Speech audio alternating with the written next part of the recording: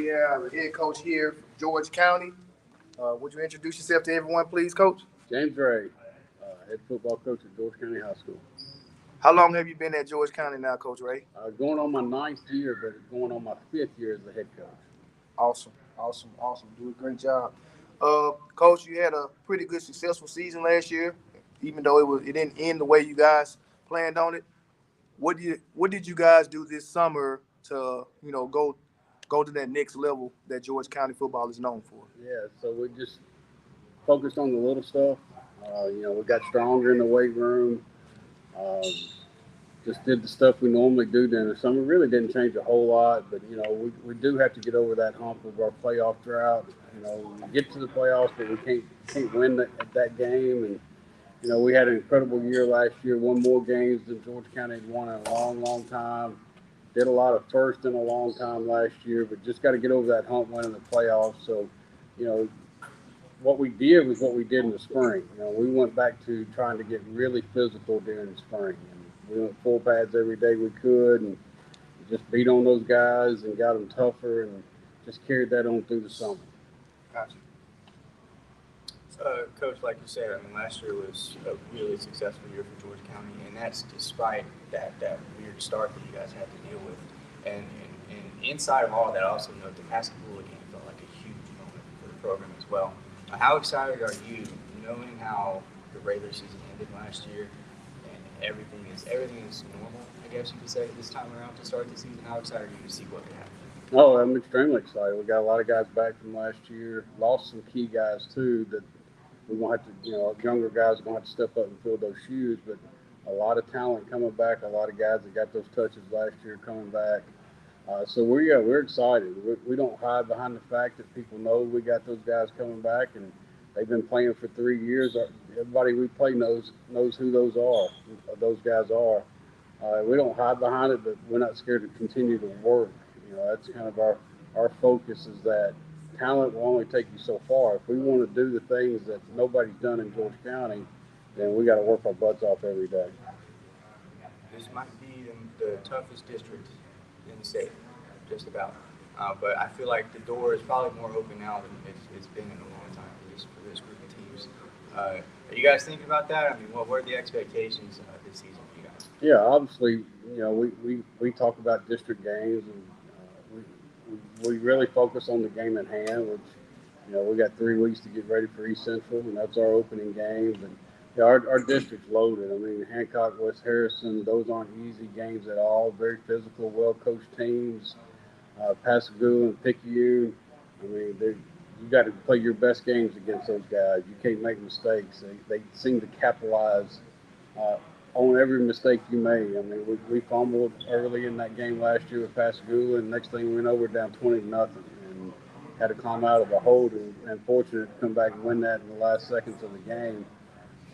So it's just, every week you got to give your best. Long Beach is vastly improved. Got a good coach there that's going to do great things with them, and you just don't take. There's no weeks off anymore. You got to play every game and every region game. You got to have your best game if you want to come out of those things. Coach Ray, as you gear up for the new season, what are the key areas of focus for the team, and how do you plan to leverage the strengths of your roster? Yeah, so biggest concern we have right now is depth.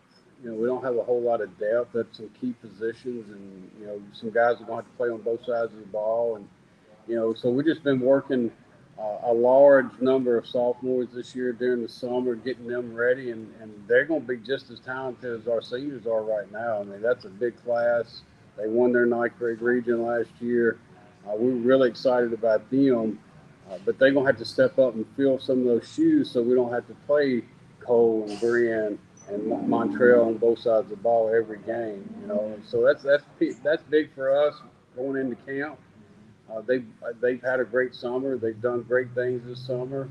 But when you're lining up for real, those nerves will get there. So they just got to get a couple of games under the belt, and I think we'll be fine.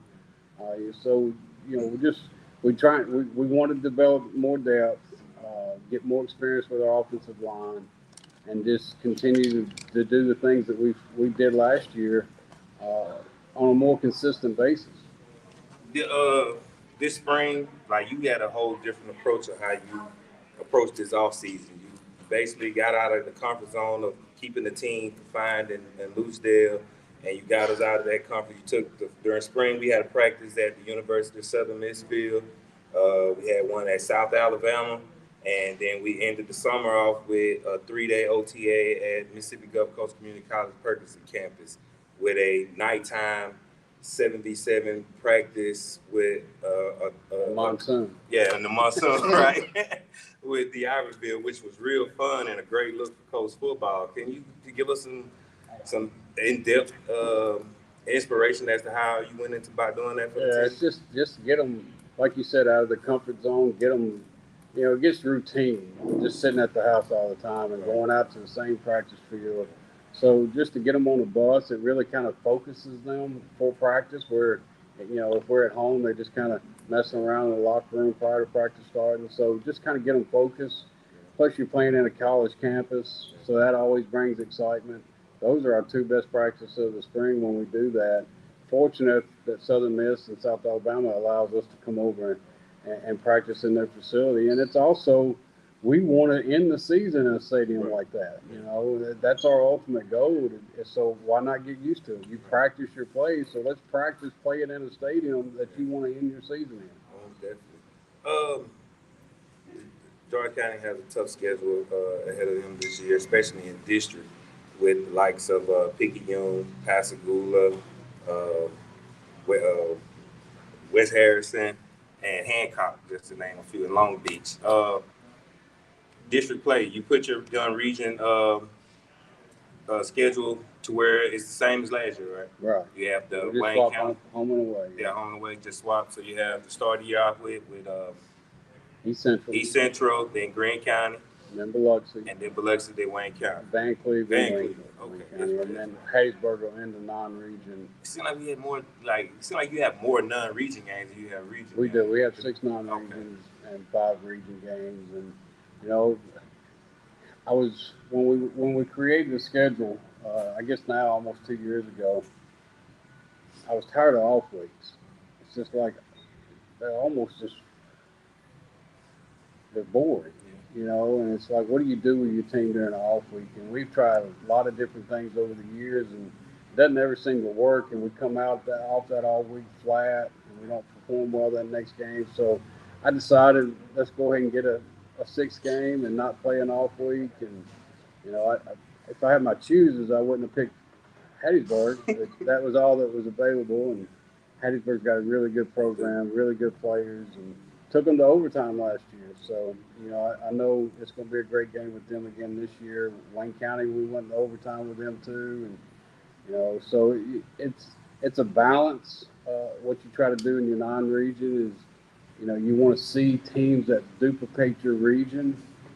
And so with East Central and Van Cleve, it's a run-oriented ball games that we're going to see out of Picayune and Long Beach and West Harrison, and then Wayne County and Hattiesburg throw the ball around like you're going to see out of Pascagoula and Long Beach now that they've gone to a spread. So so that's what you try to do when you make your schedule out. Is your non-region games should duplicate what you're going to face in the region. Your coaching staff, did you have any additions this year to your coaching staff? We added one. We had our defensive line coach was also our head girls soccer coach, and a very successful program there too. And he's a 20-year vet, and decided it was time that he was just going to coach one sport. So he stepped down from football, and we were able to hire Zach Jones. I'll get it right. Zach Jones. He's from East Central, played at Hurley, played at South Alabama, played at Pearl River. He's got a good football background. Young guy, but we're excited to have him. Yeah, I ran into him. I didn't get to talk to him at the Ivoryville practice. Coach, man, once again, this is your 3rd year here. You was one of the first coaches that commit to the SMACM Media Day, and it's always an honor and privilege. I tell all the coaches that take the time out to come down here on the coast and just share what you want to share with us about your program in George County, man. We appreciate you, man. Thank you for everything you do for George County and the community. I appreciate you saying that, and I appreciate what y'all do. I mean, this is unlike anywhere else in the state of Mississippi to have something like this, and anytime that I get to bring players to get to talk about our program and I get to talk about our program, it's always a good day. So I appreciate what y'all do. Thank you, Coach. Appreciate you.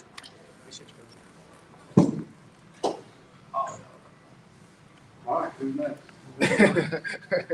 we're gonna bring all of them up. Oh, we're gonna come all this. I gotta give them a check. You got that. Spread it out. Let's sit down. Get the mic. Hold the mic. You got to talk. Y'all smile. Yes, sir. Coach. Where you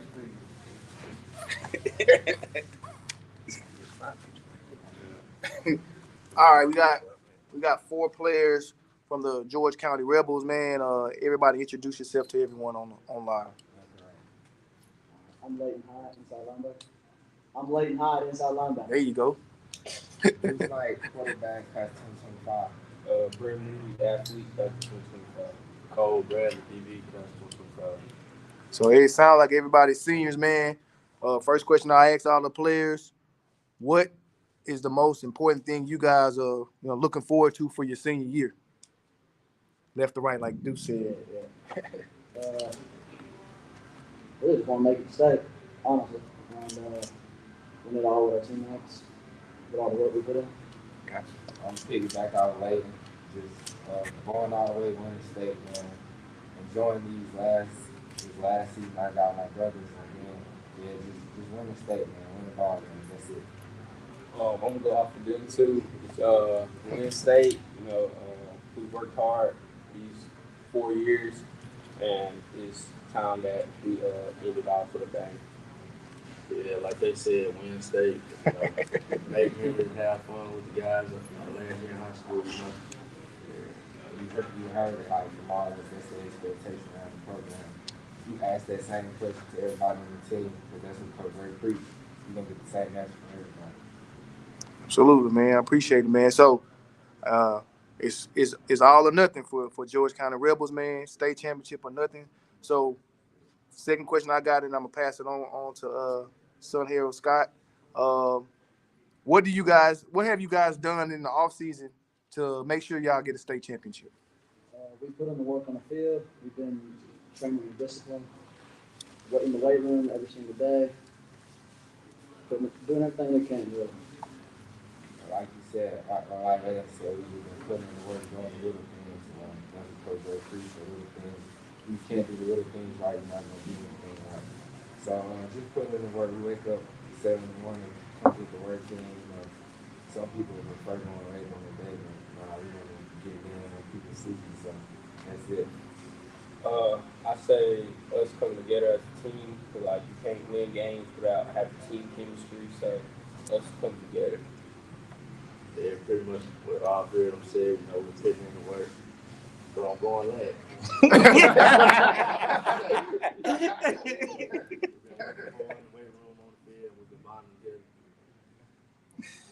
Oh man, that's so funny, man.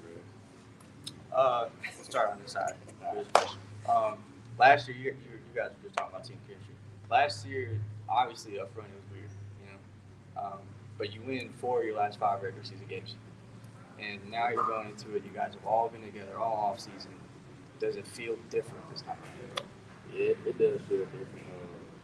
And the fact that we know we're seniors, it feels a little more urgent on you. So, we got to come home, we got to win, we got to win state. So, it feels very different. I say it's not different because team still the same. We still the same. We just having higher expectations. Really, that's it. Said we won 4 out of 5, and we got to come and win 5 out of 5. So it's really good. Yeah, Brandon said we got to win 5 out of 5. Still the same expectation we state. We have done so. That's something we got to do. I feel like we got the team to do it. We got the coach to do it. The system to do it. Our coaches are preparing us for everything we probably going to face, the season. We're going to be prepared and ready to go. So we just want to on the ball. Kind of like Cole said, it's different to me because it's really our last ride for a lot of us. And we've all played with each other for a long time, like since PE, a lot of us. And the main goal was like I always thought about when we get to high school, we state championship. And we're here now. We got to do it now. That's it. You guys pushed Pickey a little bit last year too, and they lost a lot. So how open do you guys see that door for district? You got something for picking. Yeah.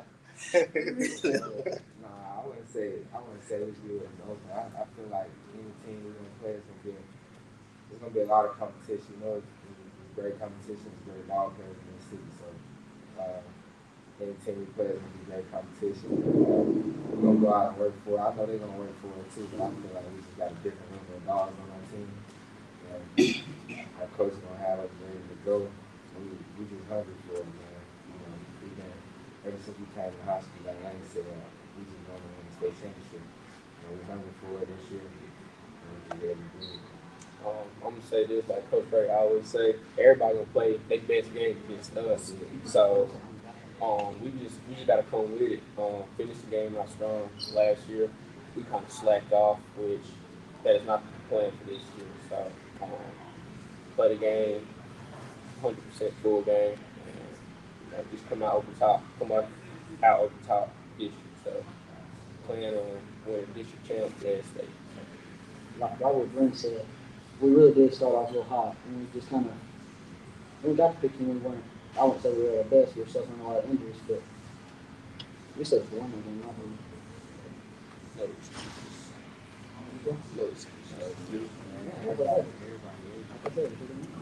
Clayton, as a linebacker, you're a critical part of the defense. What strategies do you implement to disrupt opposing offenses? really just reading offense, reading the ball, go where the ball is. Really watch film, learn tendencies that many linemen, running backs, quarterbacks, just tendencies they have to do in the game. How do you assess and adapt to different offensive plays, and what are your key responsibilities on the field? Really, as my position, I stop the run. I'm a run stopper, and we just taught to come downhill, hit hard, and just shut them down there. Right. How do you measure your impact in the game, and like what plays are you most proud of executing? Definitely tackle for loss, depending on the game. Like on a fourth down play, I want to go tackle for loss, but get no yards. Get the ball off. Makes sense. Football season didn't turn out how you wanted it, but baseball did. No. No, you didn't play I baseball? didn't play it. That was what? Y'all twins though, right? Sure, You know they say all like that. yeah. You know they say all people look like, man. Well, look, we're gonna skip that question. Look. So as a leader on the defense, what leadership qualities do you bring to the team? You gotta be loud. You gotta know your job. Know some of the people around your job too. You can't just be expected to know one thing. But do your job mainly. But make sure everybody else is at the high standard you have. Right. All right, Mr. Knight. You've been a busy person, as obvious. You've been all over the world competing in the Elite 11 and OT7 and all the 707s and all the college visits, but you narrowed down your choice last year and you chose the Notre Dame Fighting Irish to be your home. Congratulations on that also. But what factors influenced your decision in that early as you committed? I say the people, man. At the end of the day, you got to be around those people every day. Man, the school too, but just my quarterback coach, Gino the Gold, how much time he poured into me and my family. I feel like at the end of the day, that was the best decision for me. Yeah. I seen like every chance you got, whenever you got the national, you have the national light on you all the time, and every chance you got, you try to put your boys on. You know, one of the questions I think they were interviewing you about you, they were like, "What play you gonna throw and who you gonna throw it to?" And you said Brand Moody gonna throw it up and get it. You know, like that. Does that really help your friends when it comes to recruiting?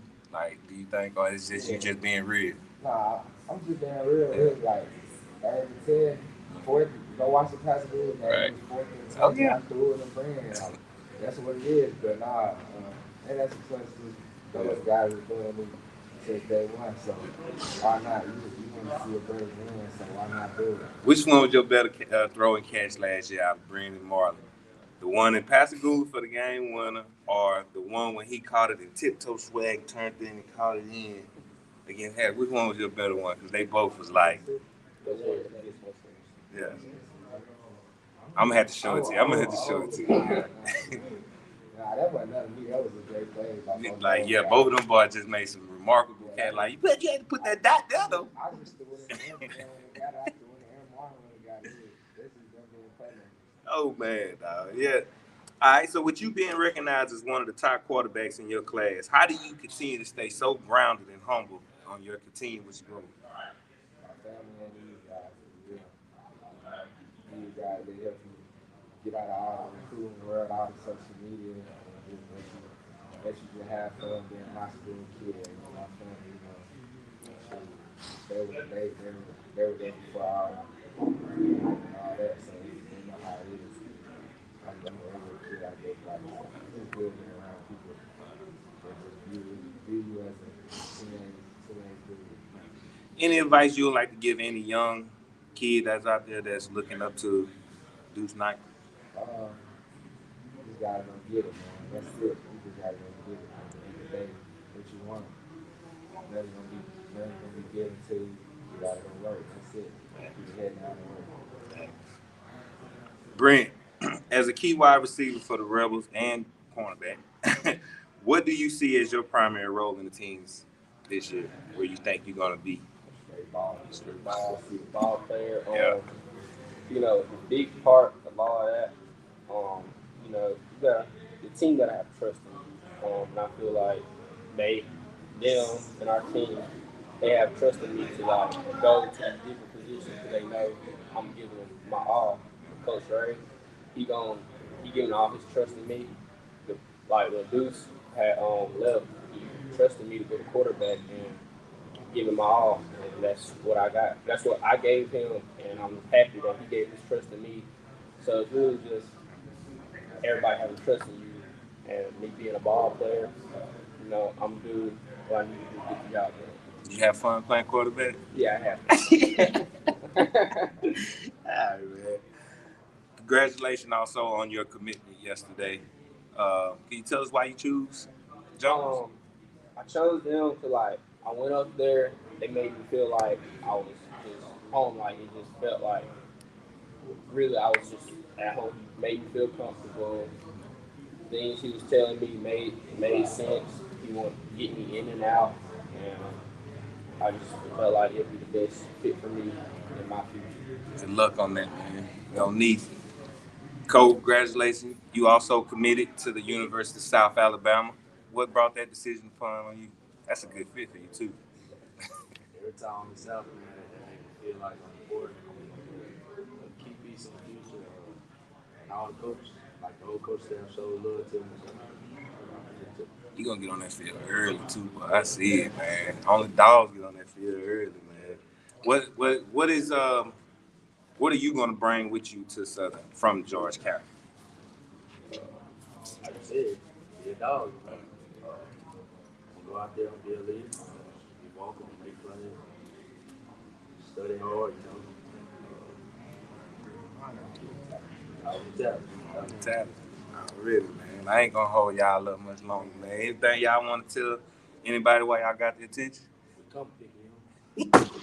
Ooh, and he walked out. Hey, man, how many tackles you had Get lately? my ring size. I'm ready. Yeah. Ring me. I need it. Yeah. 119 and 1. Y'all done, man. Man, appreciate y'all boys, man. Appreciate Right, y'all. y'all was top 5 in the state in tackling. I know that.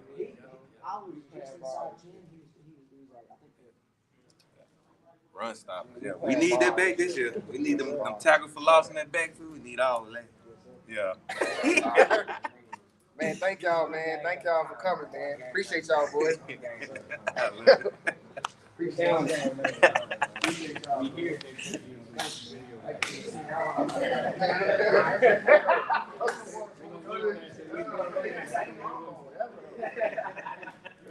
Appreciate it. Yes, sir. Thank y'all. Thanks, Coach. I'll see you this week, man. I got some All right, coach, man. Appreciate you again, man. Next week we need to pick a day out. Okay. Yeah, I gotta be up there Wednesday with mom and see the pictures. Okay. I got it. Oh, my bad.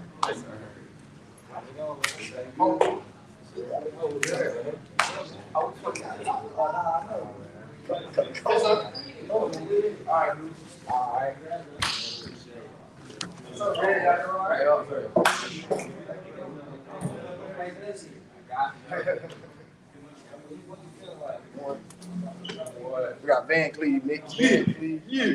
There you go. There you go. There you go. It's crazy. All right, coach. You know you're getting old when you see the moss monkeys in that, man. Trying to figure out who their parents and grandparents are. Right. Yeah, I probably went to school with them. Huh? All right, we got the head coach here from Van Cleve. Could you introduce yourself to everyone? Coach Kevin Fant, Van Cleve High School. Coach Van, how long have you been at Van Cleve? 5 years. 5 years. How many years have you been coaching overall? This is my 20th. Man.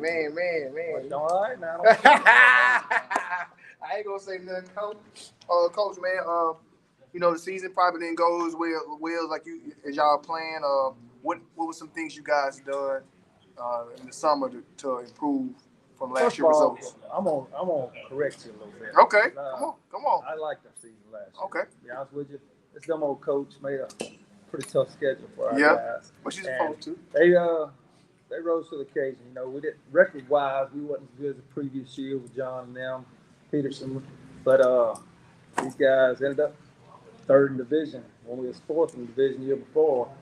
We had the stat lines and good record, but I was super proud of our guys last year with the competition we was playing and how hard they fought. Absolutely, coach. Man, y'all, I want to say this. It kind of started rough and then y'all ended it strong. I will say that much, coach. But that's just a test of what your team has done, your whole tenure at Van Cleve. So, shouts out to your team and your coaching staff, and I know you appreciate them. Coach, I actually learned just this week that I think it was in 21, the year I got down here. You set a state record. You handed the ball off to one person 61 times. Yeah, we ain't scared to do it. Am I out of line to assume you can run the ball this year? We're going to do whatever it takes to try to be successful. Sometimes you go across a warrior sometimes. It's kind of like picking your starters. And one of my favorite boastings when it comes to that is in Judges, I believe chapter 7. It talks about God choosing Gideon's army. Where they go to the water, the ones that lap it up, he gets rid of. And the ones that go and pick that water up like the old Native American warriors, those Cheyenne warriors, that's what we look for. And sometimes you get those warriors like John Peterson, Jayon Bilbo, and you put your water here at the front of the line, and he's willing to take it. We put him out there.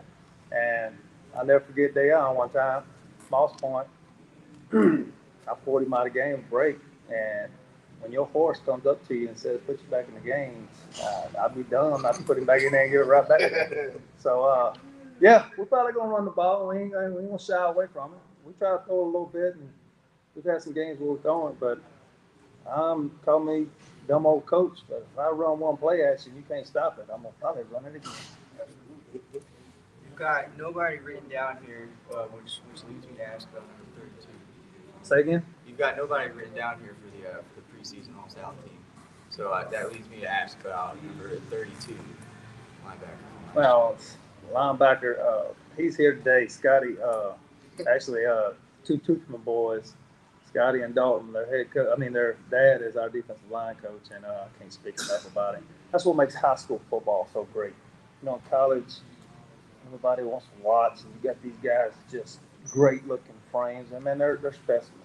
What makes high school football, you take a guy like Scotty Tuchman, you'll see him when he walks in there. He's not 6'2", 230, 205. Man, is he the leader of our defense. And we call him ball hawk because he's either going to be around the tackle, on the tackle, or I think he led us in fumbles. I think Right there, interception too. He's just one heck of a high school football player. That's what makes high school football special. You don't have to be the biggest, baddest. You just got to have the heart, and that young man has it.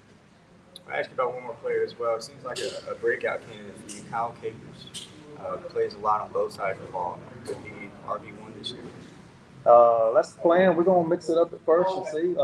He's definitely leading in that category. What makes Kyle so special? Yes, he's athletic, but he comes from a coaching pedigree with his dad being like 30 years in coaching. So it's football knowledge.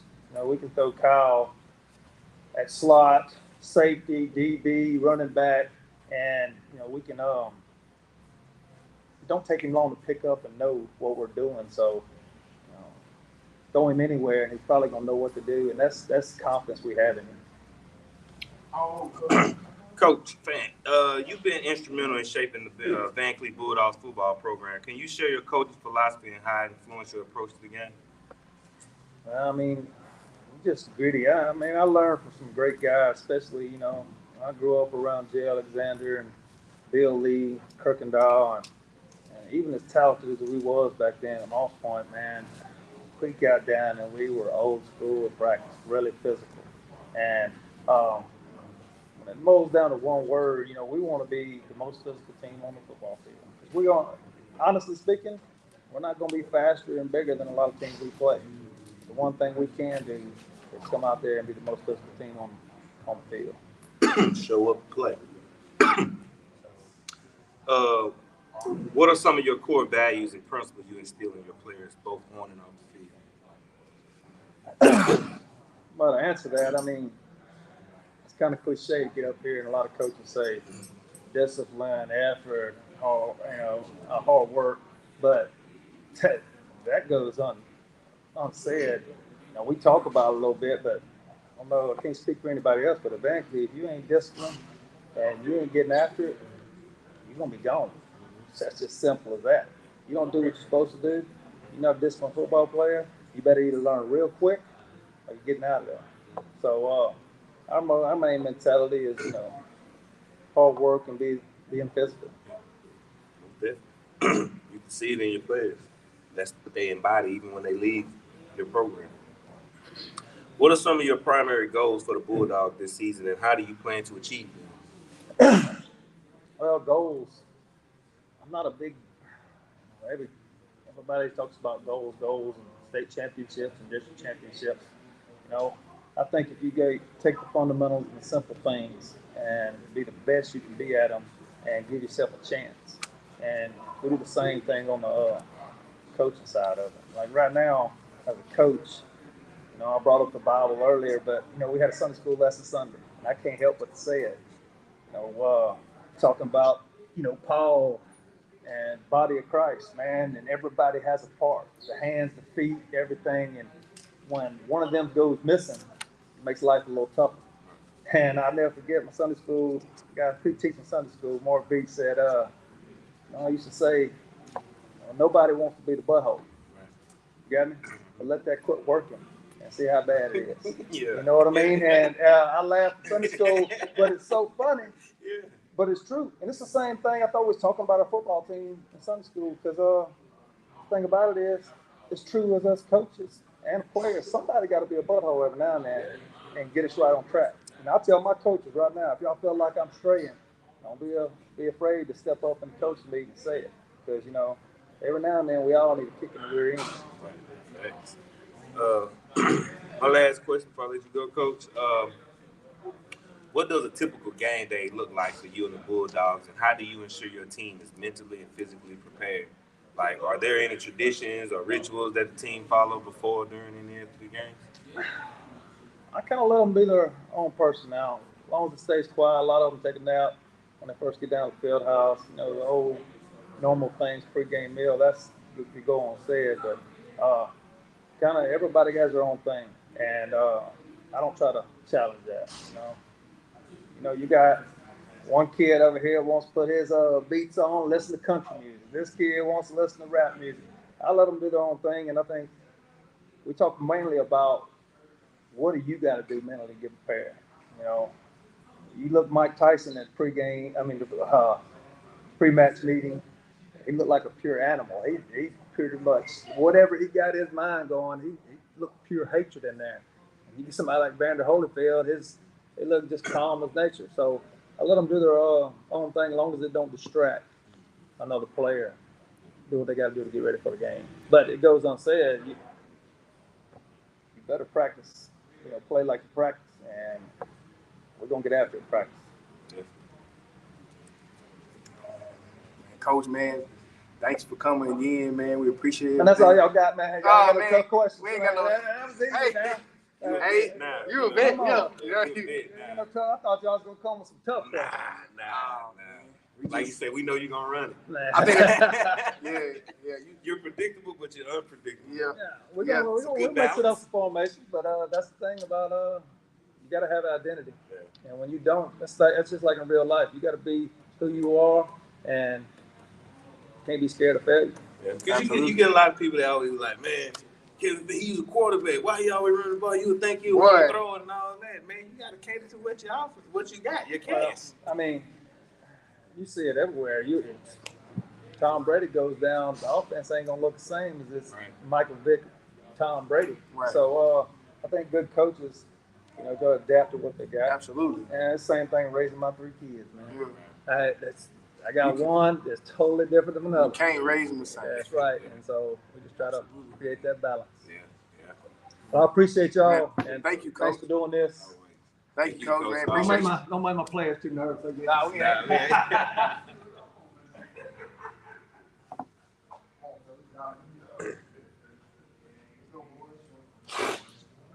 actually, boy.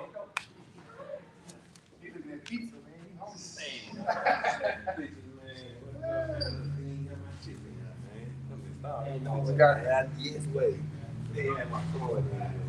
Y'all can pull the seats up. Everybody good. Let's see if we got everybody in here. Oh, there we go. I don't know why. There we go.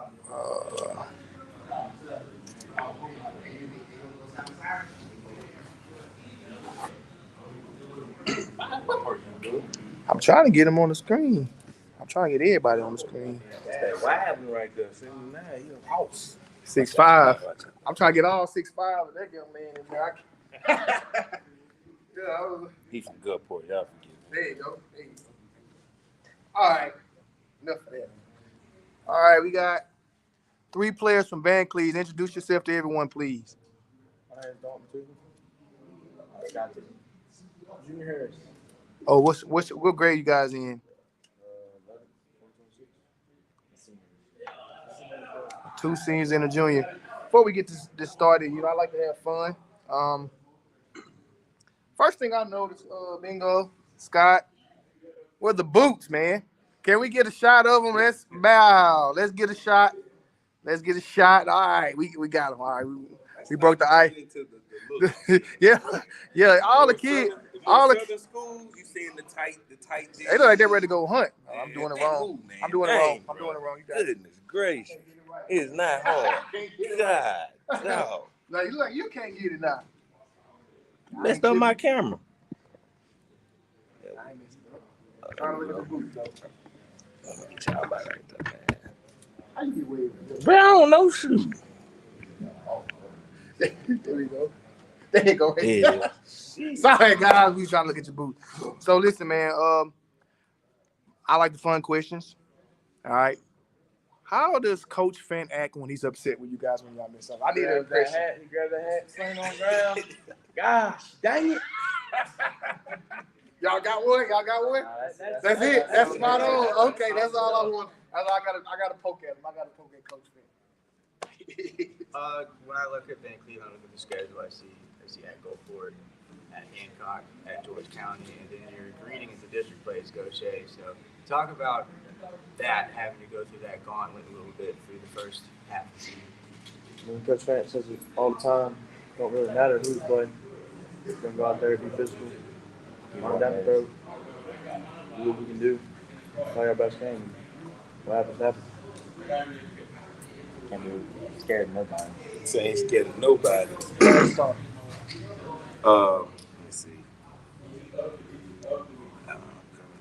Caught me off guard. All right.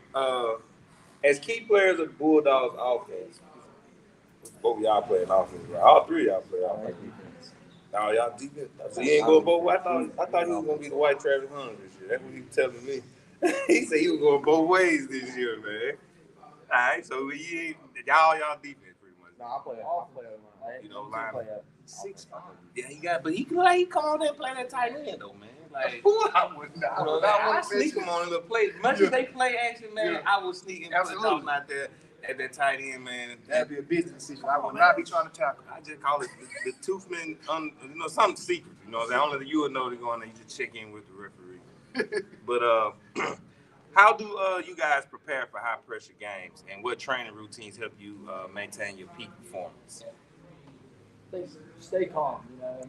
Just got to go in there confident, know what you're going for.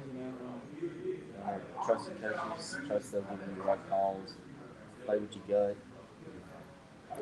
Like I said earlier, it doesn't matter who we play. Same thing. Just they bleed like us. It don't really matter. Football. I want whatever Hunter Parker has. Like, type of amount of energy he has, man.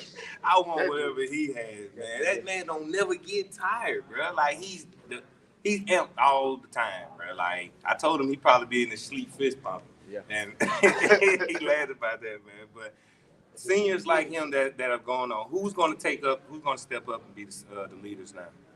I don't know if we have still anybody. fighting for that. Yep. That crazy. I can tell y'all talking over each other. We ain't got that yet. Yeah. I don't think so.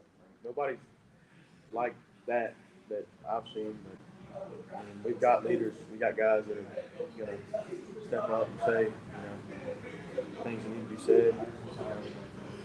Nobody that I've seen that crazy. I don't think. That's not good, man. That's not good. This is another. It's not that we don't have leaders. Hunter's crazy. I'm not saying we don't have leaders. Yeah. We just don't have that hype guy. Oh, that hype. Okay, Yeah. okay. I got you. Y'all ain't got the energy. Yeah. It's there. It's just not. It's not. It's intense. Hunter Parker. Right. Yeah. Oh, yeah. Okay. It's I not get Hunter what you Parker. mean. Yeah. Hunter Parker's Parker 1,000. He's an adjective. He's on 1,000, bro. That's all the time, bro. I love it, man. So this summer, man, like, we came and we y'all did OTAs with Pascagoula and Ocean Springs. Tell us about that. How was that experience for you? I think it was fun. I think it was something special. Even getting the big guys out there. We did it previously, and they weren't out there, but I enjoyed it. Got a little bit of work in for the season. Right. It's nice getting to go against guys that we never went against. Like last year, we've never done. O-line drills in summer, which helped me a lot. Going to camps and stuff, just reps, and it helped me a lot. Pass blocking. What do the team have any personal goals this year? Just to get better. Always. But like last year, the only thing we really can do is get better. I don't want to get no worse. Day by day, be better than you were the week before. Play as many games as you can.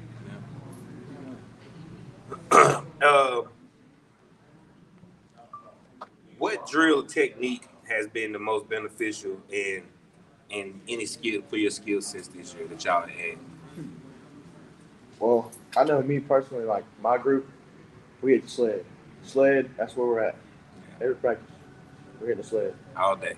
You already know it's coming, just go do it. Yeah, it helps with pad level, stamina, because we're gonna run the ball, so we're gonna hit that sled, and it helps. I know it helps me, with my stamina during the game, because we run the ball a lot, and hitting that sled, it's really the best thing you can do. It's got to be tackling drills. Seems like every time pitch catches you outside, we tackling, we hitting each other. I don't know. Tongue drills, footwork. Yeah, footwork drill. Do you think you got faster in all season?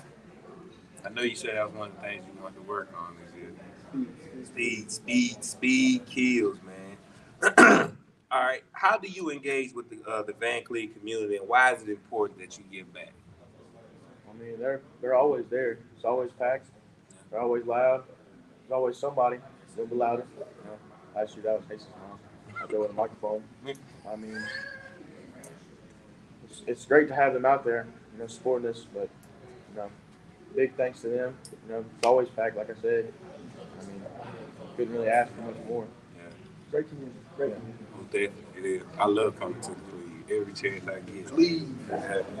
Out of all y'all uniform combinations, which one of y'all best? Which one All y'all black. Black. All black. Black. Black Black. favorite. The new black jerseys up there. Oh yeah. Something about it.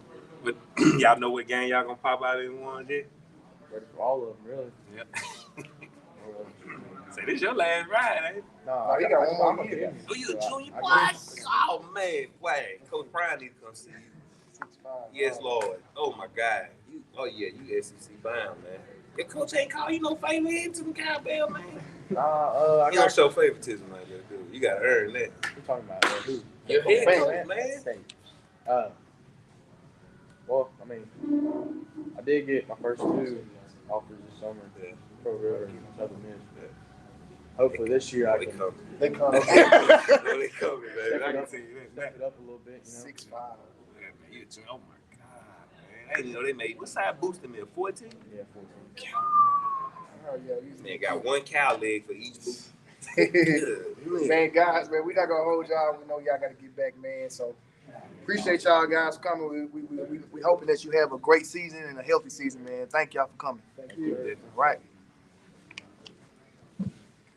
Appreciate y'all, man. Thank y'all for coming. Thank y'all for coming. I have no fun. Appreciate y'all. Man, appreciate you, coach.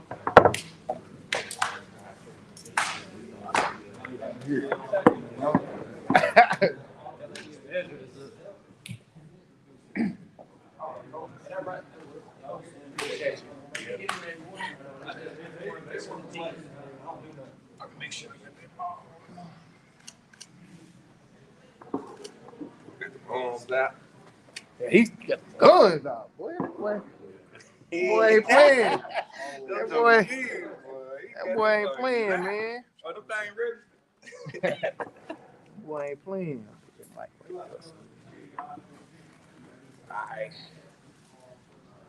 All right, we have players from Harrison Central. Coach Rich had an emergency, so he had to handle some business, but we got the players here. Man, y'all introduce yourself to everybody.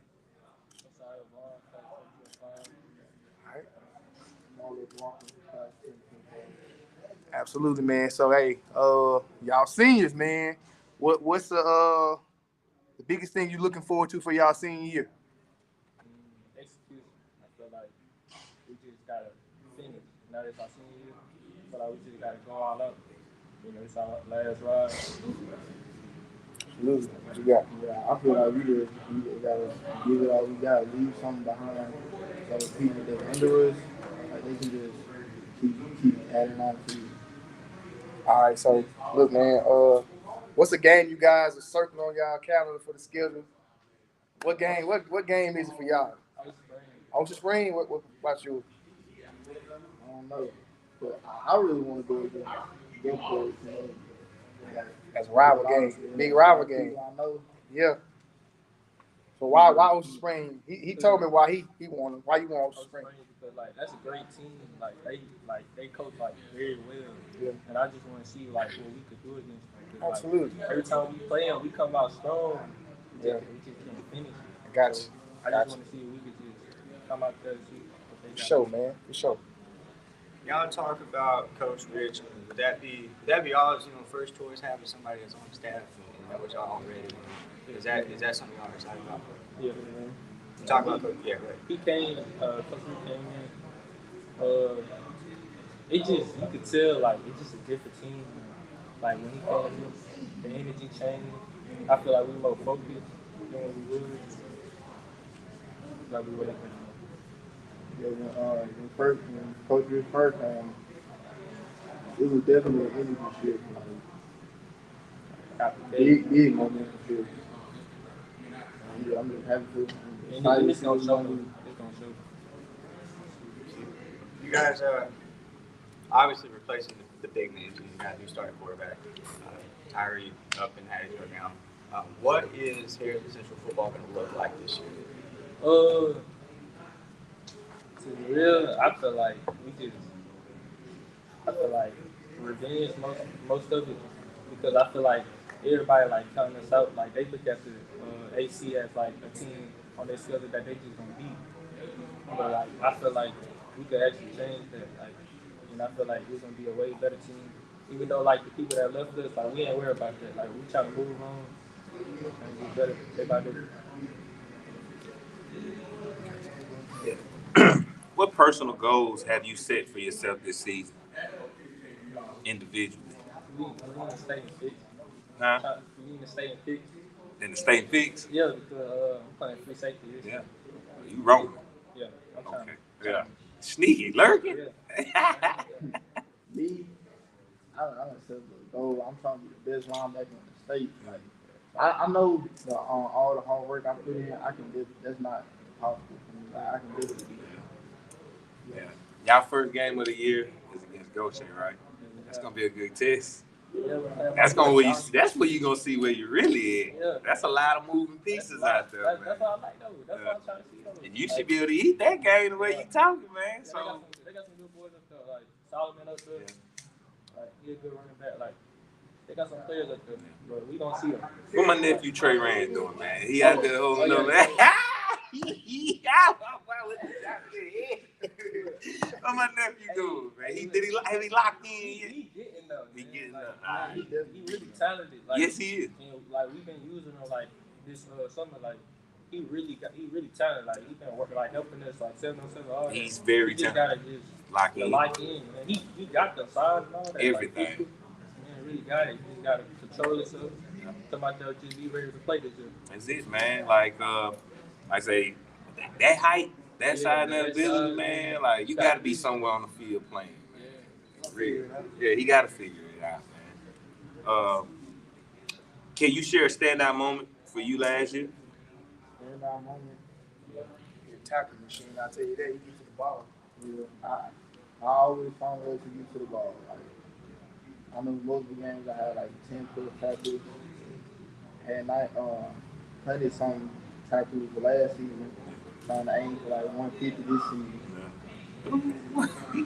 season. Yeah.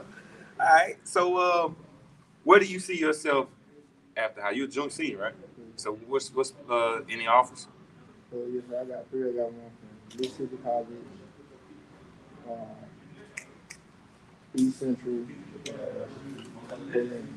You gonna be playing at the next level then, man. So, right.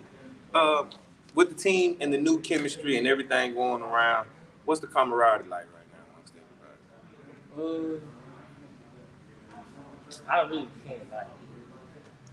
Can't put your thing on it Yeah, yet. like it. I just want to see what we can do. Like I know we done. Like we got the team for it. Like it ain't never been that. Like we really got the team. We just gotta like. Everybody gotta buy in. Right? Like everybody gotta want this. Like we trying to go far. Like we playoffs. Like we trying to go far in the playoffs. Like, we trying to. Oh, you got, man, Harrison Central is one of them pipeline schools that got nothing but talent, athletes from all over the field. I know it. It's always People just they just think that. It just needs structure. Yeah. But we can fix that. Like we really need something. After from the way y'all sound like y'all got the leader that y'all want to come lead y'all into the next era of Harrison Central football. Because it starts with the players buying in to who that is that's at the top. So, Coach Rich, shout out to him. You know, I'm looking forward to y'all this year, man. Coach football need Harrison Central football. You know, so y'all lock in and come back, man. We need gold balls now. Most definitely, man. Appreciate y'all, man. Thank y'all for coming, man. We're gonna be looking to see y'all ball out this year too, man. All right. Thank you. Appreciate y'all, man. Yeah, appreciate you, man. Thank y'all for coming, man. Yeah.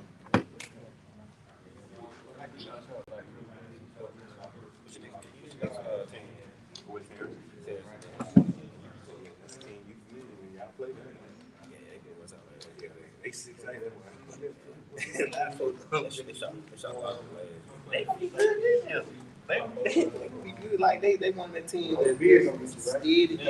Second thing is, I'm sorry, right? They so close.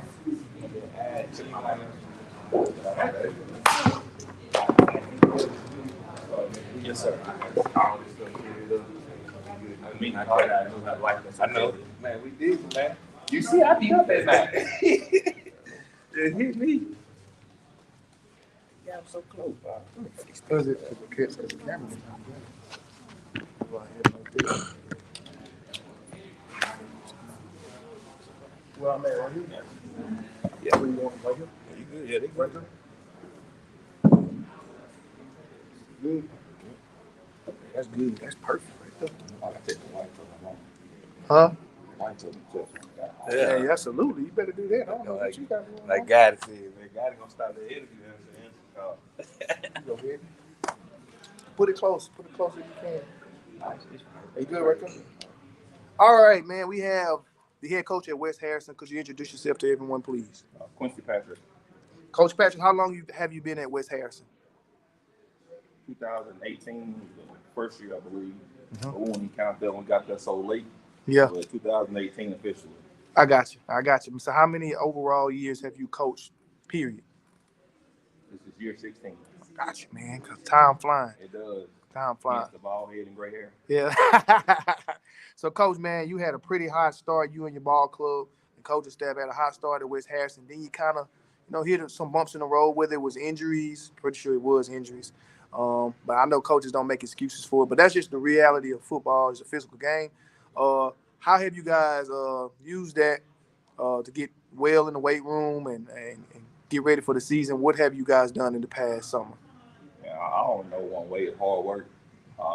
Injuries, just like the field goal post, is part of the game. Yeah. So anybody complain about the field goal post, you can't complain about injuries. They happen. Next man up mentality. I mean, is the next guy better than the first guy? Probably not, but he got to be. So. Absolutely, Coach. Coach, it's been a slow build, but you guys, the foundation is there. All right, the team has gotten a lot stronger over the years. It's tough that you happen to be in probably the toughest district in the state by my view. Is it frustrating almost that the results haven't shown, but every team that you face knows exactly how good you are, and they're going to have to give you everything? It's not frustrating, man. It's a blessing. I tell our guys, man, if they get tired of hearing it, well, I'm gonna say it in front of everybody. Picking you on the standard. So we get to face them every single year that we get to measure what we are. So I mean, in George County, so we're chasing the same thing. So I tell our guys, you want a scholarship? Well, you playing Deuce night. Hey, they're gonna be there. So if you want one, go get it that night. So it's not frustrating. We knew if you plant that seed, you're not eating the next day. Well, piggybacking off that, can you talk about the opportunities that playing this type of schedule in this district gives you and your kids? I mean, it's a blessing. Anything hard in life, like hard is a blessing. People overlook that. Hard, like if you got an opportunity to do something hard in life, that's a blessing. I mean, I'm a religious person, so I guarantee Jesus walking on planet Earth, knowing he was gonna have to die for our sins, had to be hard. But he didn't run away from it. Matter of fact, he ran to it. Anybody who kept Jesus from his destiny, he cast him away. So we the same way. We're not gonna say, hey, we want to go play the weakest schedule. No, line them down, and we say it was like they got players too now. Like we ain't playing them, they got players as well.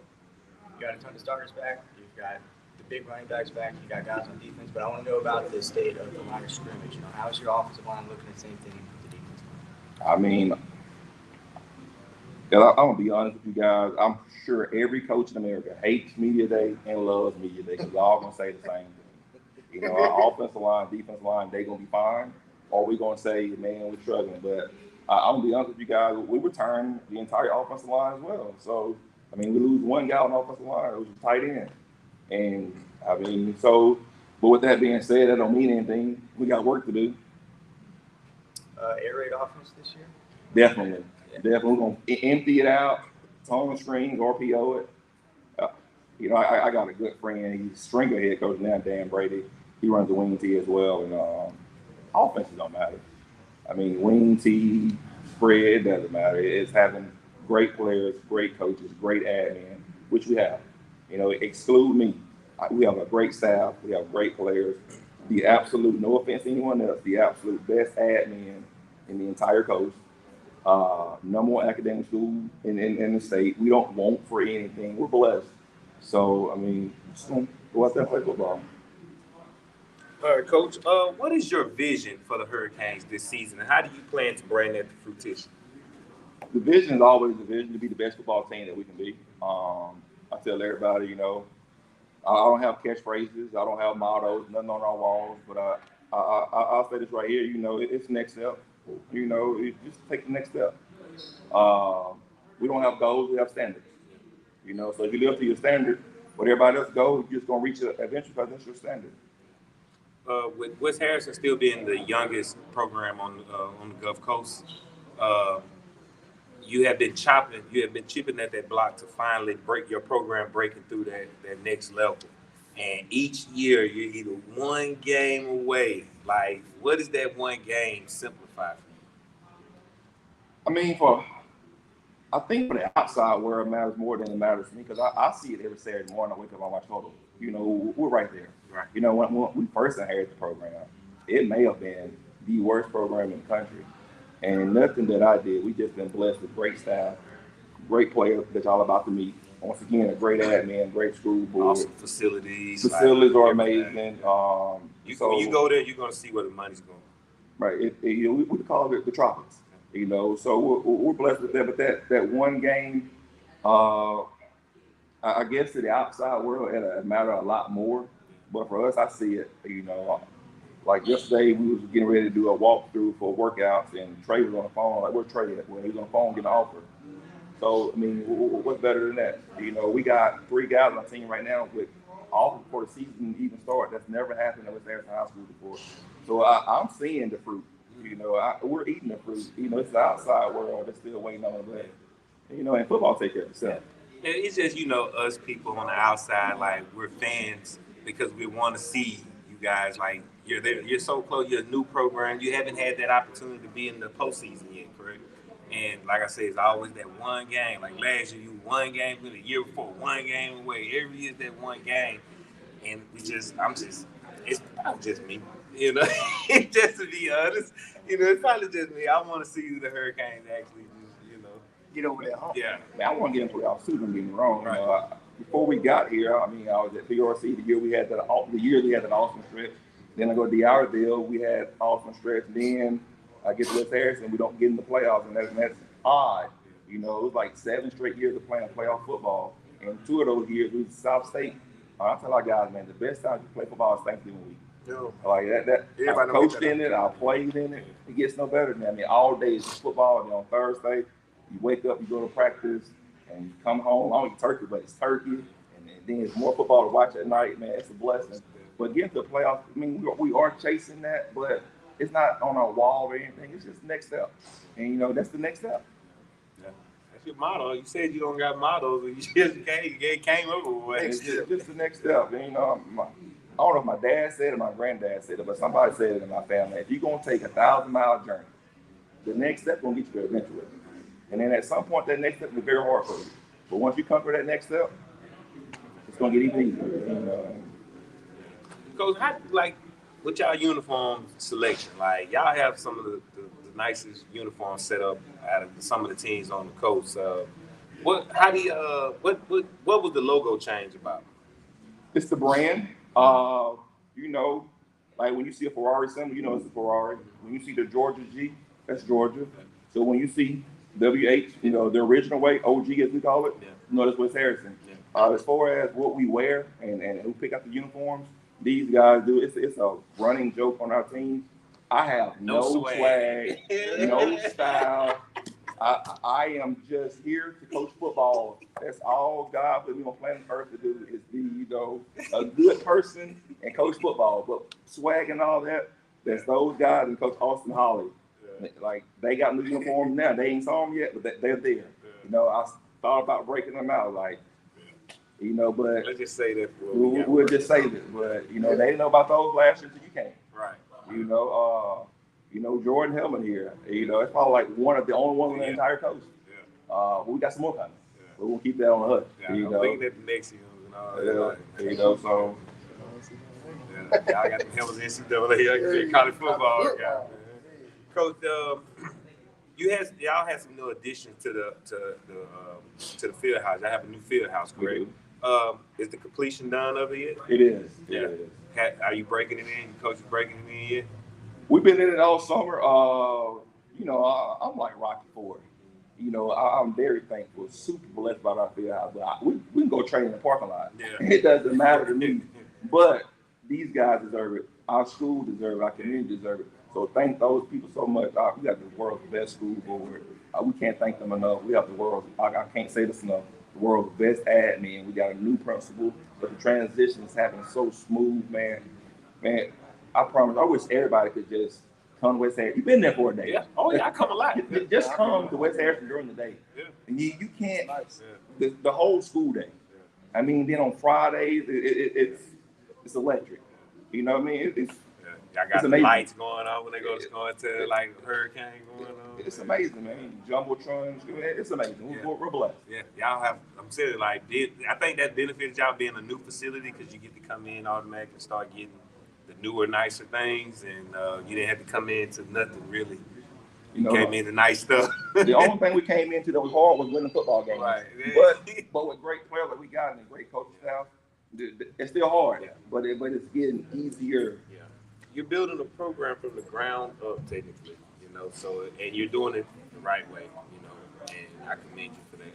I appreciate it. Tell everybody, it's like the Chinese bamboo, you plant it and you water it, and for 6 years, you don't know if it's growing because it doesn't grow at all on top of the ground. And then in that 7th year, it grows like 30 feet.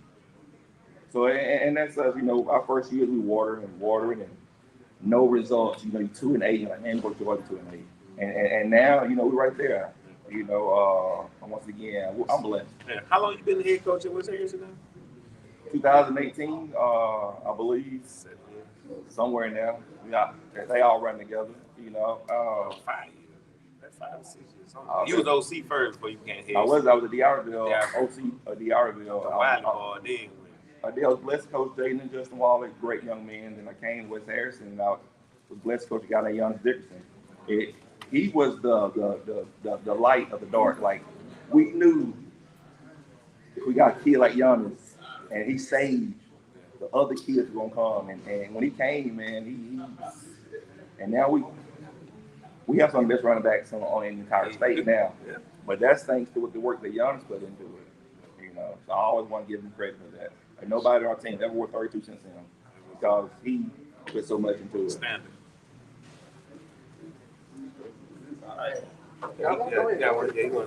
Coach Patrick, what would you like to say to different fans, including your fans, but to other schools on the coast that have played you? Because I know I personally seen you. My team, the Marlsville Tigers, we played for y'all homecoming, and in y'all fashion, with no bias, y'all blew us out on your homecoming. And I think I've never known of West Harrison to be too much of a, like you said, it was a building block in how you build it to higher heights. And you came in, when you went to district play, you came in 4-1, and I think you shocked a lot of people. So as you go into the season, what would you like to say to the fans that, that know you but don't know you? What would you like to say to them? Man, to our fans, they already know. We have such great fans. You've been there. August 30, we're going to Greene County. We're going to play a great Greene County football team. Then we're back on the road versus Summerall, which is another great football team. We're not home until September the 13th, I believe. We just want our fans to be there and come out and support. We know everybody got their own home schools to be at in this room. But if you guys are free, come on out to the Tropics. I'm excited for the season. For the fans who've been in our shoes, like schools like West Harrison prior, just stay patient with your coaches. It's not overnight. I know people get agitated and frustrated, but it's not overnight. Just trust your coaches, trust their vision, and most important, trust God. Man, put it in God. Hey, Coach, man, we appreciate you, man. Thank you for always coming. We are going to be supportive of West Harrison football, man, and we just love what you do for the community, man. Appreciate it. All right.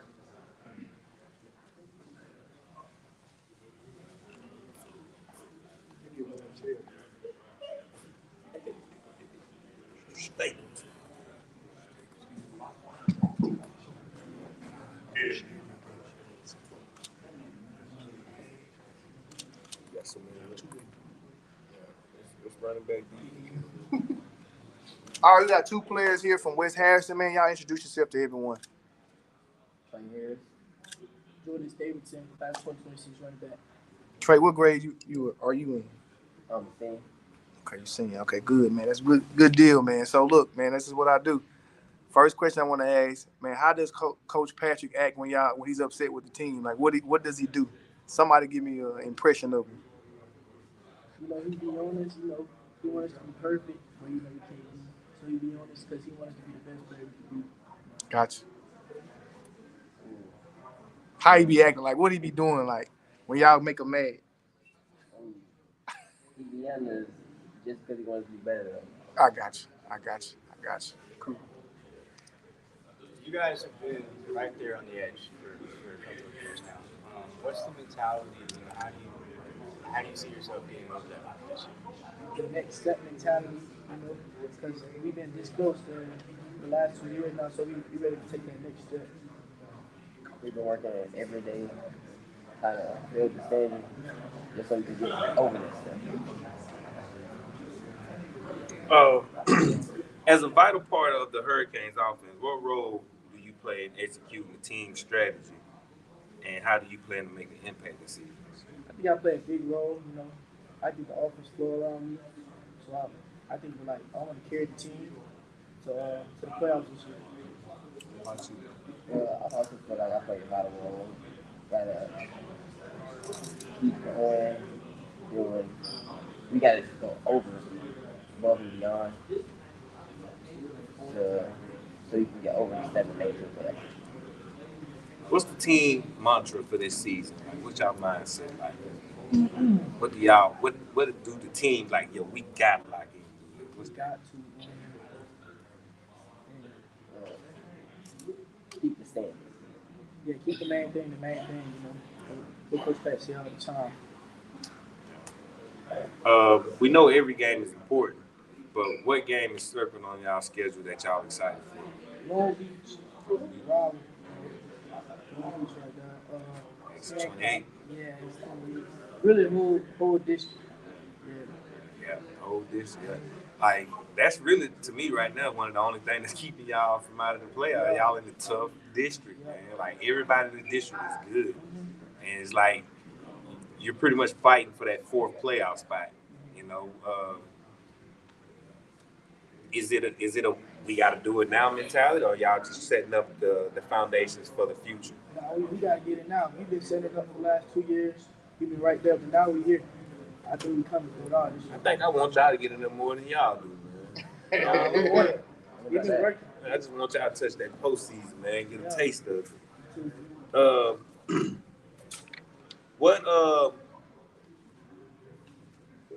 Okay. How do you prepare yourself mentally and physically for high pressure games?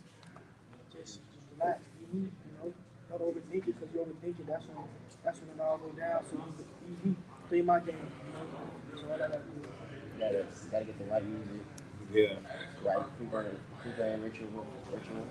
Yeah, Boz ain't asked nobody nothing, man. What y'all playlist like? Who y'all listening to? I ain't gonna lie, I be on Drake. You I like Drake? to be You chill, trying to mellow out, emo out. Just be smooth, you know. I don't like to do too much. So I like that Drake. I feel that little bit cheeky. Yeah. Oh, he drilling. He on that time. Y'all have some of the toughest uniforms on the coast, man. Like, y'all swear, like, what y'all do to throw in that orange and green? How y'all, what y'all, I keep it simple, man. I just get spats and turf tape. That's really it. I don't even wear gloves. Yeah. I don't like to do too much. Yeah, I don't like to do too much. Yeah. I put everything. You put everything. You put that S on, as they say. Yeah, man. Good. Man, appreciate y'all, man. Looking forward to seeing what you guys are gonna do this season, man. We're gonna be following West Harrison football all season. So thank y'all for coming, man. Appreciate y'all. Thank you. Thank you. Appreciate y'all, man. Thank y'all.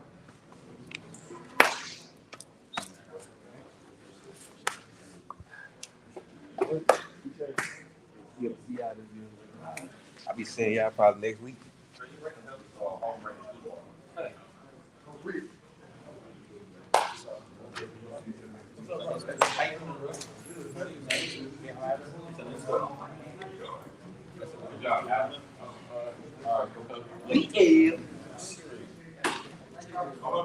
Check my dog out. Them Tigers, boy. Just like them New Jersey, boy.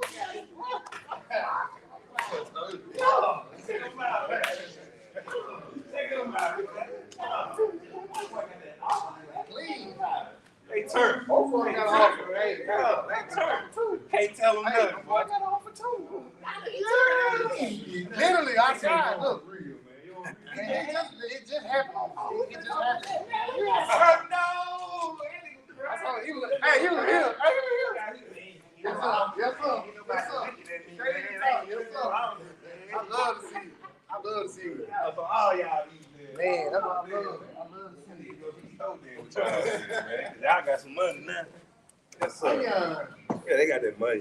Look at them jerseys, dog. Them things so hard. Ooh, he chose the right time to pop out. You started to bring I don't know, but we gotta wait on one. So you that was a go say for bingo. Oh, let's go. Yeah, I love it. Hey, we got the head coach here from Moss Point High School. Man, introduce yourself to everyone.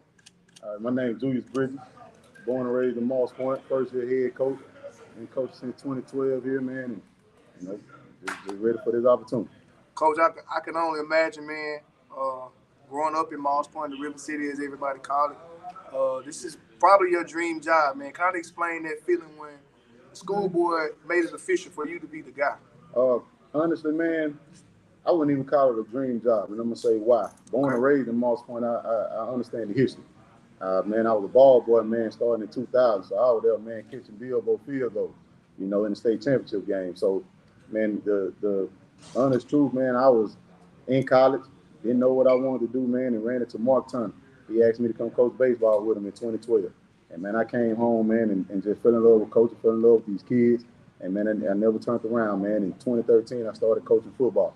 And, man, when the opportunity presented itself, man, I didn't know what Dr. Harper was going to say.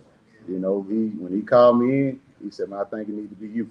And I said, okay, I'll do it, Doc. Whatever needs to be done. And I just be honest, man. I left his office.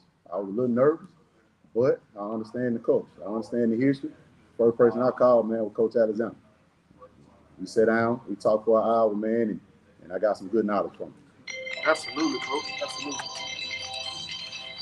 Coach, Moss Point's in a spot right now where it hasn't really been in a long time, kind of at a crossroads a little bit. You have a unique perspective because you are Moss Point. Yes. So can you tell me what the challenges that Moss Point football faces right now and why you believe they can be overcome? Oh, man, well, just taking over the job in May itself was a challenge. It was a challenge by itself, but the great part about it, man, I got a great senior group. They understand, man, we had a tough battle last year, but they also experienced some good things too since they've been here, man. But I think overall, just trying to build back the community itself, man, the city leagues, middle school, and just getting the numbers back the way it needs to be.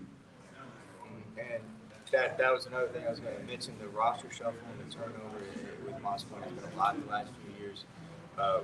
How far have you guys come, and how excited are you for where you see it going? Well, man, last year, man, I believe just about every game we probably dressed out about 35, give or take, man. And I can't say, man, since we've been, working out in the summer, we've been averaging between 50 to 55 kids.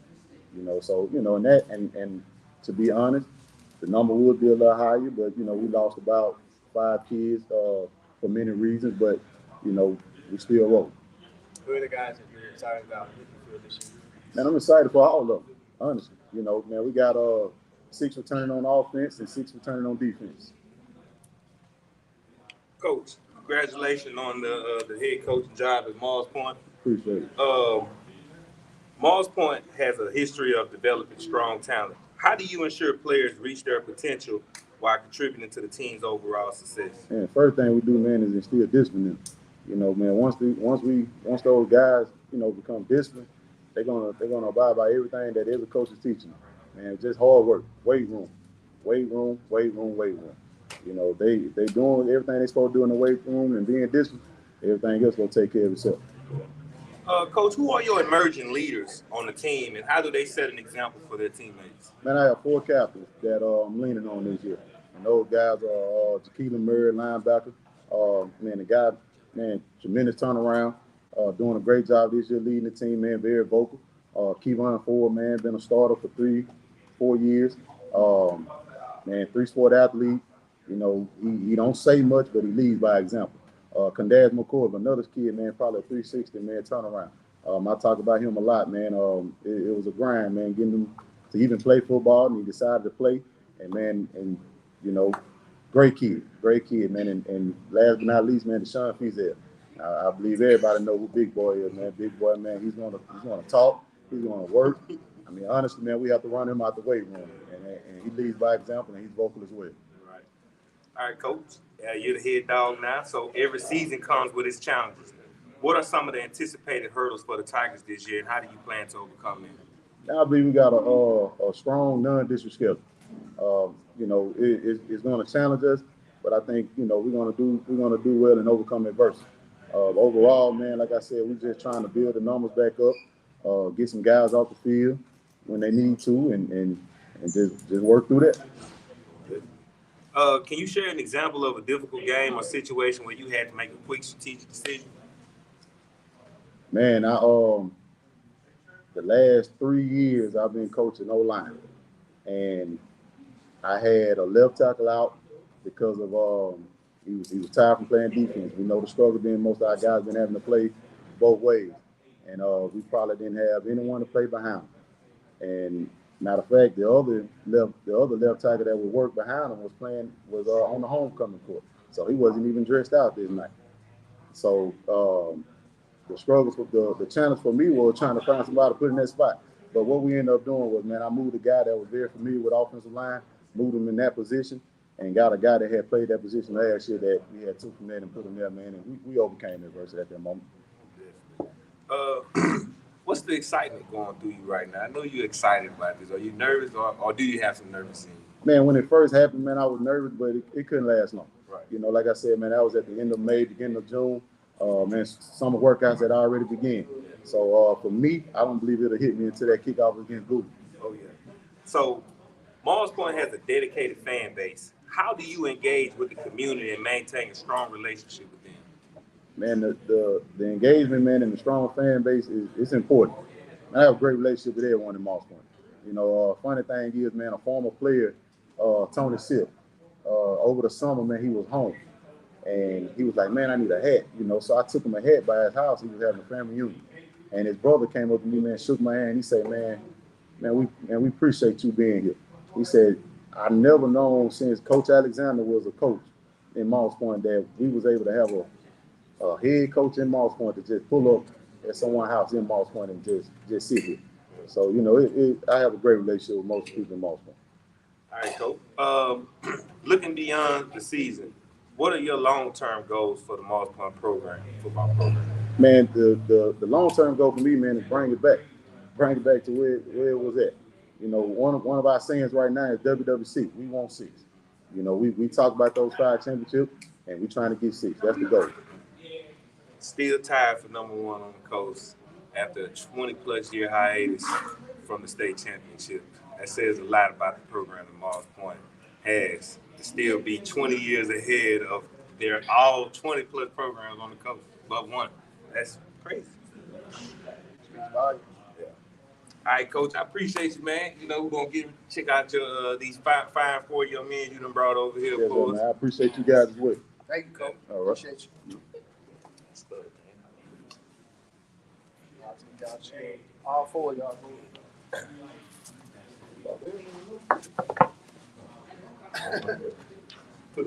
They ain't put it up there with you, Coach. They put it up there with you.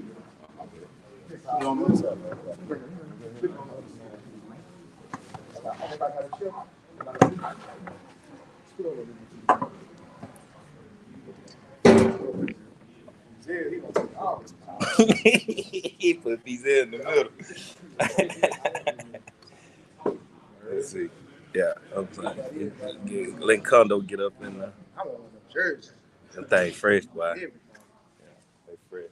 Hey, my microphone a little bit far, so when y'all speak, kind of speak up high. Speak up a lot.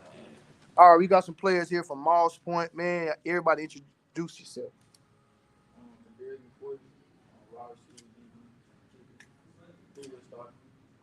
Okay.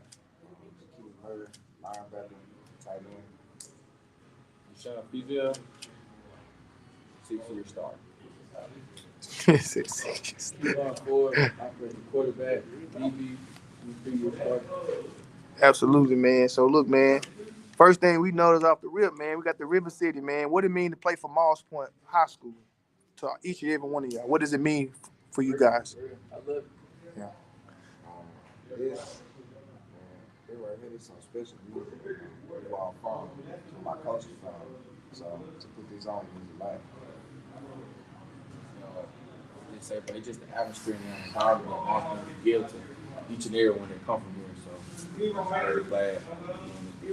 I just like, you know what I'm saying? I take pride in where we go. We got Malcolm on our chest. Everybody knows where we're from. Everybody knows what Malcolm about. So you still hold pedigree. People say, you know what I'm saying? We are so. Malcolm always gonna have that pedigree of winning coach. Man, I got one more thing, man. I got to witness something live in action, and we saw a young man get an offer today, and he was so happy. And I was happy like I got the offer. I just happened to go outside. Man, kind of explain how that was, and he just tweeted. Kevon just tweeted as well. He got an offer. I just saw as well. So man, y'all kind of explain how that feeling was for y'all to get those offers. I ain't like, it was great. It really happened fast though. That's how he was smiling too, y'all. See how? That Joker was smiling so hard. I was so happy for him. But keep going, man. My bad. Keep going. It was great. It was a good feeling. I knew the opportunity was going to come. It felt great, bro. Awesome. Kevon, you just tweeted one of your offers and let everybody know who just offered. Pearl River just offered me. It's a surreal feeling. I feel like all the work I done put in, they finally showing somebody finally recognizing me. Right before the season starts. Right for the season, man. Right on media day. I think this is the first time it happened. So it was just wonderful, man. Like perfect time. Perfect time. Man, but all right. He go lame. Go ahead. They want to say it. Yeah. I know they do, man. They trying to be cool. They trying to be cool. You guys have always had the athletes, just haven't had the numbers behind it the last couple of years. So how excited are you guys this year to be bigger and healthier heading into this season? About the season, I feel great. I feel like everything worked out. You got to keep leading the guys. Stay on the same track. Be on the same time. Play good, everything. About the big team.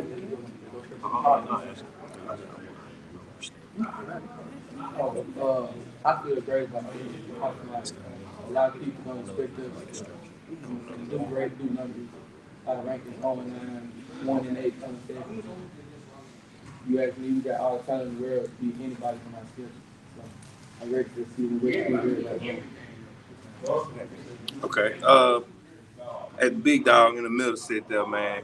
How do you read and react to opposing defenders coming at your way when you be playing offensive line, man? Because for a big fella, you move pretty good for your size.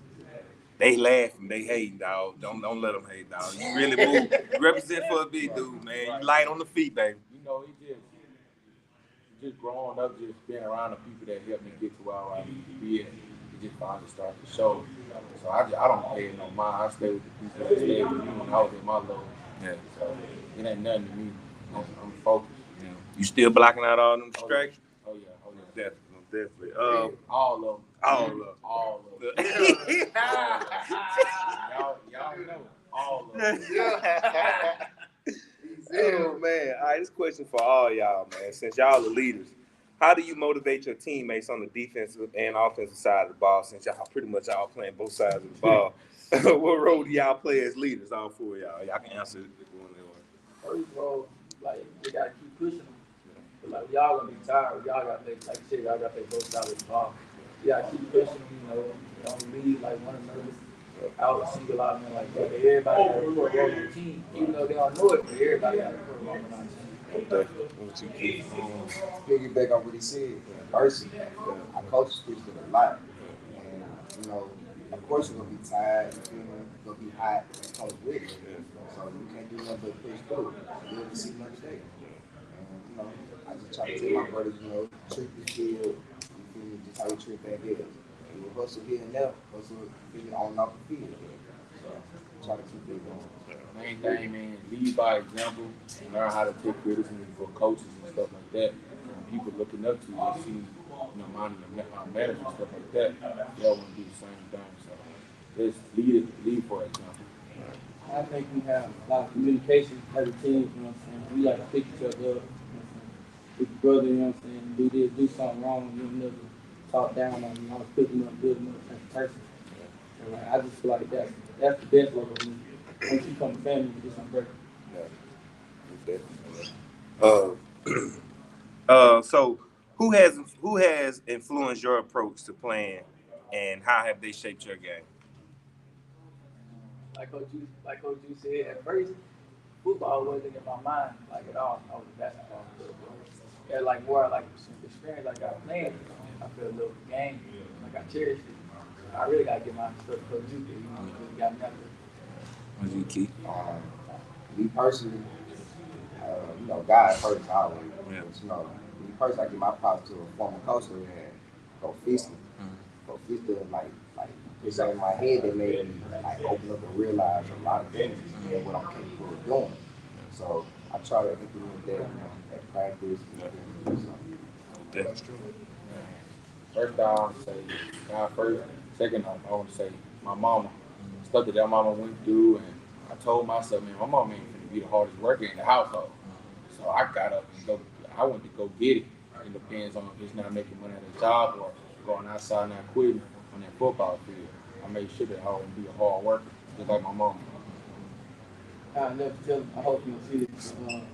My older brother, he don't know that he was my biggest inspiration growing up. I always wanted to be like, the reason I got number 13, you know what I'm saying? But I always, ever since I was a little kid, I was always the little keep little brother. Yeah. So going to high school, I told myself, man, people they gonna start calling me Keeper. Like they gonna know my name Keeper. And so ever since then, I've been trying to work to get out of that shadow. You know what I'm saying? I think it's hard to wear off the kids. I go here and there and look Keeper. Good Some stuff. of it's gonna be big Keeper. Yeah. Facts, man. You clear cut QB1 this year going in. No other quarterback coming in to challenge you for it. You own it. What's that gonna be like for you? It's gonna be great, man. It's gonna be a movie. I think a lot of people think I'm limited because I ain't played quarterback in high school. I just feel like it's natural. So I'm a block man. Yeah. I gotta kiss him to the dog. Oh yeah. I feel like it's natural. So like we're gonna have a balanced offense. A lot of people, because when I came in last year, there was a lot of read outs and handoffs. That's what they're gonna expect this year. But they're gonna be in for a surprise. Yeah, definitely. Key coming in this year is a pivotal at the linebacker position, man. Like, how you gonna own this position, man? I see it in my defense. Yeah. So, if my voice is quiet, everybody else quiet. So I try to lead by example, try to make sure everybody know that they're at the right spot. Make sure. So I just play my role. And everybody else just follow along. Yeah. Coach, he complimented you early. He said you made a overnight turnaround. I think I take credit for that. Put you on my 7-on-17. I'm just messing with him. Nah, the talent was already there. Like when we seen it, we seen your IQ level. We seen everything. So that's why we wasn't afraid to put you out there. Even though we had other players that was on the team, but you became a clear-cut starter for us, and you played big ball for us. So I don't have a doubt in my mind you're gonna have a phenomenal year this year, man, and things are gonna open up for you. You just gotta stay grounded and stay humble, man, like you already is. No doubt, man. BL got a question for y'all. Got a question, man. No, I got a lot of questions. No, but the past couple of years, they've been rough, to say the least. Had our ups, had our downs, had some challenging moments. Battled the inexperience and also some growing pains. But nonetheless, you four and the class of 2025, that's a formidable group of seniors. So what's going to be the key to success this year? The key to winning? What's going to be that formula? Just overcome adversity. Family. Believe in your team. Believe in your coaches. Now another thing I put out that too, man, brotherhood, man. Having your brother back, since the day you die outside of football. So whatever you do outside of football, outside of school, it will translate to the football field. So whatever you do, it translates. As long as you got that brotherhood, ain't nobody can be able to break this trust.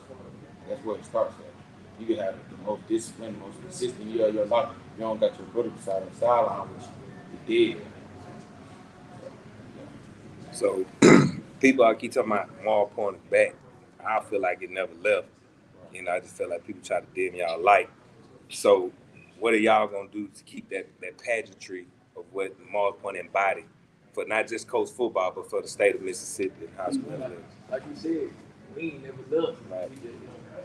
This year, we gonna show you folks what we got. I feel like, man, ain't no such thing as bringing back. I feel like this is a new transition to Maul Point right here. You know what I'm saying? We ain't have 100-some kids on the sideline. I don't think they ain't gonna never happen in a million years. So we rocking out with 40 and 30. You know, old Marshall didn't have to go through all that. They had one side on the football field. That's it. So we got brothers. It's all we have is brothers. So we don't got no choice but to rely on each other. All Tigers for life. Came in with it, going out with it. I appreciate y'all, man. Man, guys, and once again, it's always an honor and privilege to have you young men. Coach is going to definitely lead y'all in the right way. Y'all listen to everything the coaching staff in and put on for River City, man. I love y'all for that. James, All right. you got something to say, James?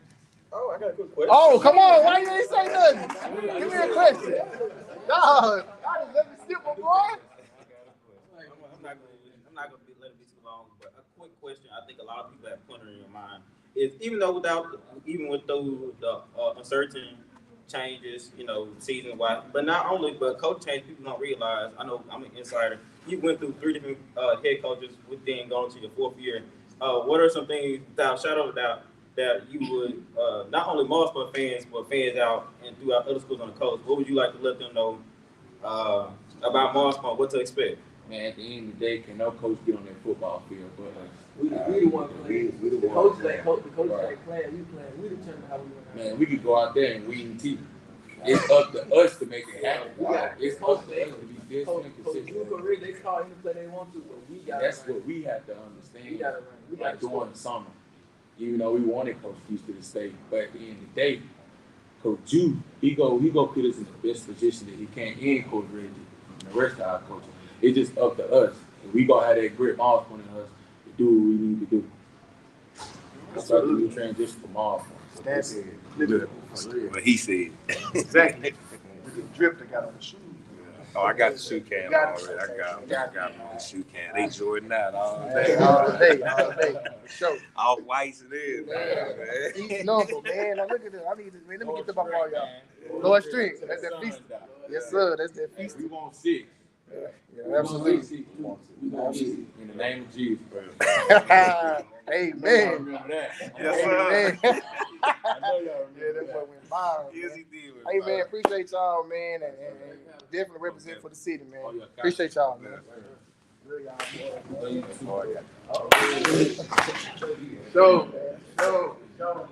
see y'all tomorrow. Always be. Probably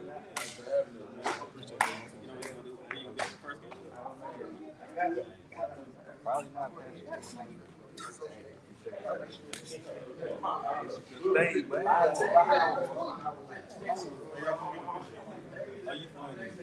Hey, I feel you. Hey, man, I can call you too. Hey. I did that last year. Hey.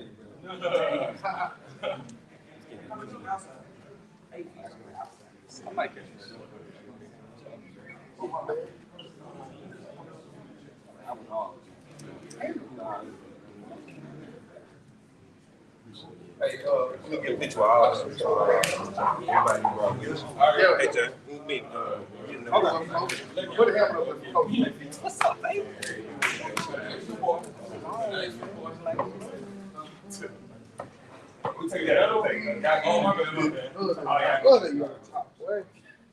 Yellow top so clean. Make sure I don't mess this up. There we go.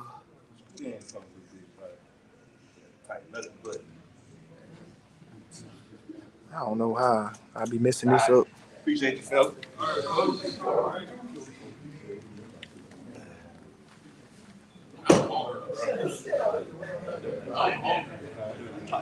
Yeah. But the microphone went out, and so we just had to improvise. So we just had to Get it right. I don't know why he got him that tight. Bias. Tell me what to stop. You got to let me out, man. Oh, no, he good because it's just yeah, he good. Yeah, he good. Yeah. You want to keep this like this? Now you can move.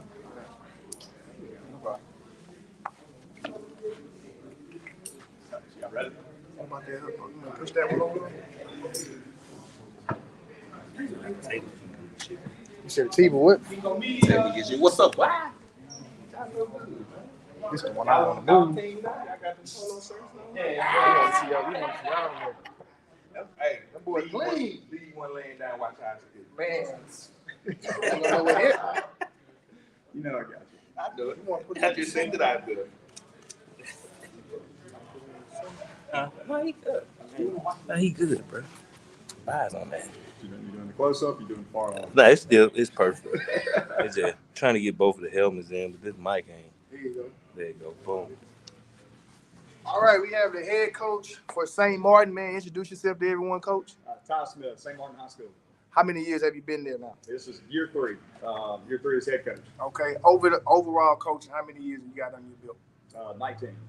All right, coach, man. So tell us, man, kind of give us how the off-season workouts was, what the momentum you're going to use to take for this upcoming season.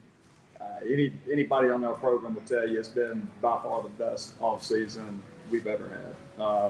Honestly, all the schools have been at, between St. Martin, Ocean Springs, Tuttle, Alta, all of it. It's by far been the best attendance, been the best work. I mean, it's going into a program, everybody tells you it takes 3 to 4 years to get something and leave that mark. And it's, last year, second guessing a few times, and they'll tell you that it's these boys that bought in and believe and trust in everything that we've talked about, and it's showing. It really is. Absolutely. Coach, tell us what's different about the program right now from when you first took over. The boys, 100%. We were talking about the car ride over. Went and got dinner before we came in. The biggest thing is whenever you're trying to get kids to believe in something. Our slogan this year is trust. We don't talk about hope. Hope's a 50-50 shot. So we got this, just like trust the process. People say hope for the process. And the kids, I think going into last season, they were hopeful. A lot of their, they thought they were ready. But a lot of young kids on the team last year. A lot of young kids on the field last year. Playing 7A ball, you play a lot of sophomores. It can hurt you at times. But just like talking with Caleb Estrada on the way over, he's been playing since he was in 9th grade, playing high school football, and the experience he's gotten thrown into the fire the past 2 seasons, he wouldn't trade it for anything. I wouldn't either. Last season, everybody was talking about last year. Last year's the best thing that ever happened to me. Best thing that ever happened to these kids. It's been, I use the word humbling, but honestly, I wouldn't trade it for anything because it's been. I was talking to a buddy of mine last night about it. Like we said, I'd run it back tomorrow. I really would, because the lessons they learned, throughout last season, it's stuff you can't read a book. You can't. There's no quote out there. There's no hype video. There's nothing. Whenever you go through something like last season, and there is no tap out. There's nothing. And even as a staff last year, we talked about it. Week 8, week 9, going in playing Ocean Springs, last game of the year, and going through a season like that, we had some of the best practices that we've had since I've been at St. Martin High School in week 8 and week 9 of last season. Even some of the coaches that were new there kind of looking at it like, what's going on? Man, and they're busting it, and it's like they get it. They already knew they were preparing for the future, and that group of seniors we had last year, great group of kids, about the great impact on these young kids. But, all these guys, y'all said bring 2 over. There ain't no way I'm just bringing 2. y'all do this for the kids. I want to bring the whole team, man, because it's, y'all keep saying it's all about the kids. Bingo knows, as long as I've known him, that's our staff is 100% about these kids, about that community. And, it's coming to fruition. I know I'm getting long-winded talking about it, but we did our little beach bash last week down at Front Beach. And for the first time since I've been there, every year it's been me and the coaches going and getting the food and getting the drinks and bringing the volleyball and bringing the football and setting it up. And this year, like literally it gave me chill bumps because I pull up And we got 2 tents set up down there with a grill set up, and we got about 10 to 11 parents down there doing it. And whenever you get to that point, you know it's happening, you know. And we're not there yet by any means. We're still growing. So we're excited about it. I'll get to this defense, but offensively, you got Tim Lala this year. Yes. Him and Coach, they've been masterminded that offense that allowed Ian Gonzalez-Rios to thrive last Yeah, season. So no doubt. what are you expecting with, what are you guys cooking up with this offense that you got with not a lot of stars? You know, I'll tell you this, it's kind of, you think you're ready until you're thrown in a fire. And, you know, I've made a lot of mistakes my first few years. And I was trying to juggle about 8 different balls whenever, if you want to be great at something, you know, you've got to move out of the way sometimes. You got to make sure you got the right guys in your corner. And, you know, I got to know Coach Lala a little bit talking with him, and having him on the offensive side, Coach Cagnolette on the defensive side, and all of our assistant coaches, you know, hands down, I wouldn't trade the staff for anything, man. It's been it's daylight and dark where we are right now. I'm going back. I'm taking over special teams. Coach Lala's got the offense, and I'm still going to dabble in there. But at the same time, you know, it was a transition for me. But I stayed the heck out of his way. I want him and those coaches making a stamp on it, what they want. You know, we sat down, we met from jump, and kind of told him what my vision was. Went to a little clinic together and kind of masterminded what we wanted to do. Told him, you take the verbiage, you take it off. I mean, anybody that saw us play in the spring, they saw a vast improvement offensively and defensively. I mean, even Coach Cagnolette, you know, driving back and forth last year during spring, and you get in summer, and you got that many young guys starting on defense. You know, he never really got to put his stamp on it last year. It was more teaching and trying to catch up. And this year, it's you know, the guys know every call that we're going to make right now, and so it's hats off to the coaches. That's, you know, I heard Coach Sim say it the other day. It's funny because about the day before, I just got done talking to those 2 guys and the 2 coordinators and other coaches. And look, my job as a head coach, you know, I've been trying to do some things a little wrong, but my job as a head coach is make your job easy. Let you have the keys. You take care of that. Let me be a game coordinator, and let me make it so you enjoy coming to work every day. So who are the guys on that side of ball on offense that you expect to quickly make an impact? Offensively, we are going to be a little young. We got a bunch of moving around up front on the O-line. You know, Caden Ladner's here with us today. He's a big boy. Looking for him. He didn't get any reps really in the spring. He's got a bad ankle. He's healed up. He's good to go. You know, we got Eric Jones here as well. One of our guards. He's as good as you're going to find. He's going to give you everything he's got. Today's actually his birthday, so I wish him happy birthday when you see him. And behind them, obviously, you know, we got some other guys on the O-line that's gotten some reps. They're coming a long way. They really have. They've improved so much since last spring already.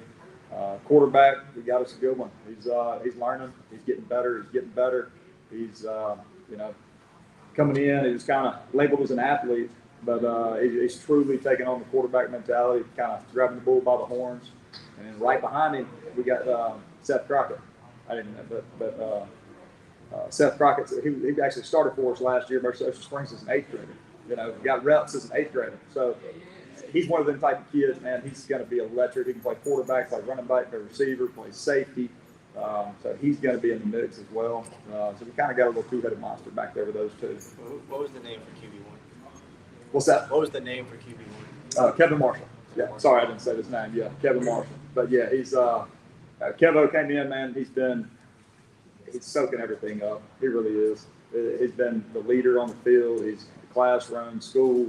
You know, he's just gelled very well. So it's you know, and then obviously we got Montclair Brave coming back. Montclair's going to be on both sides of the ball, safety. He's going to get a lot of reps. He's looking really good over there.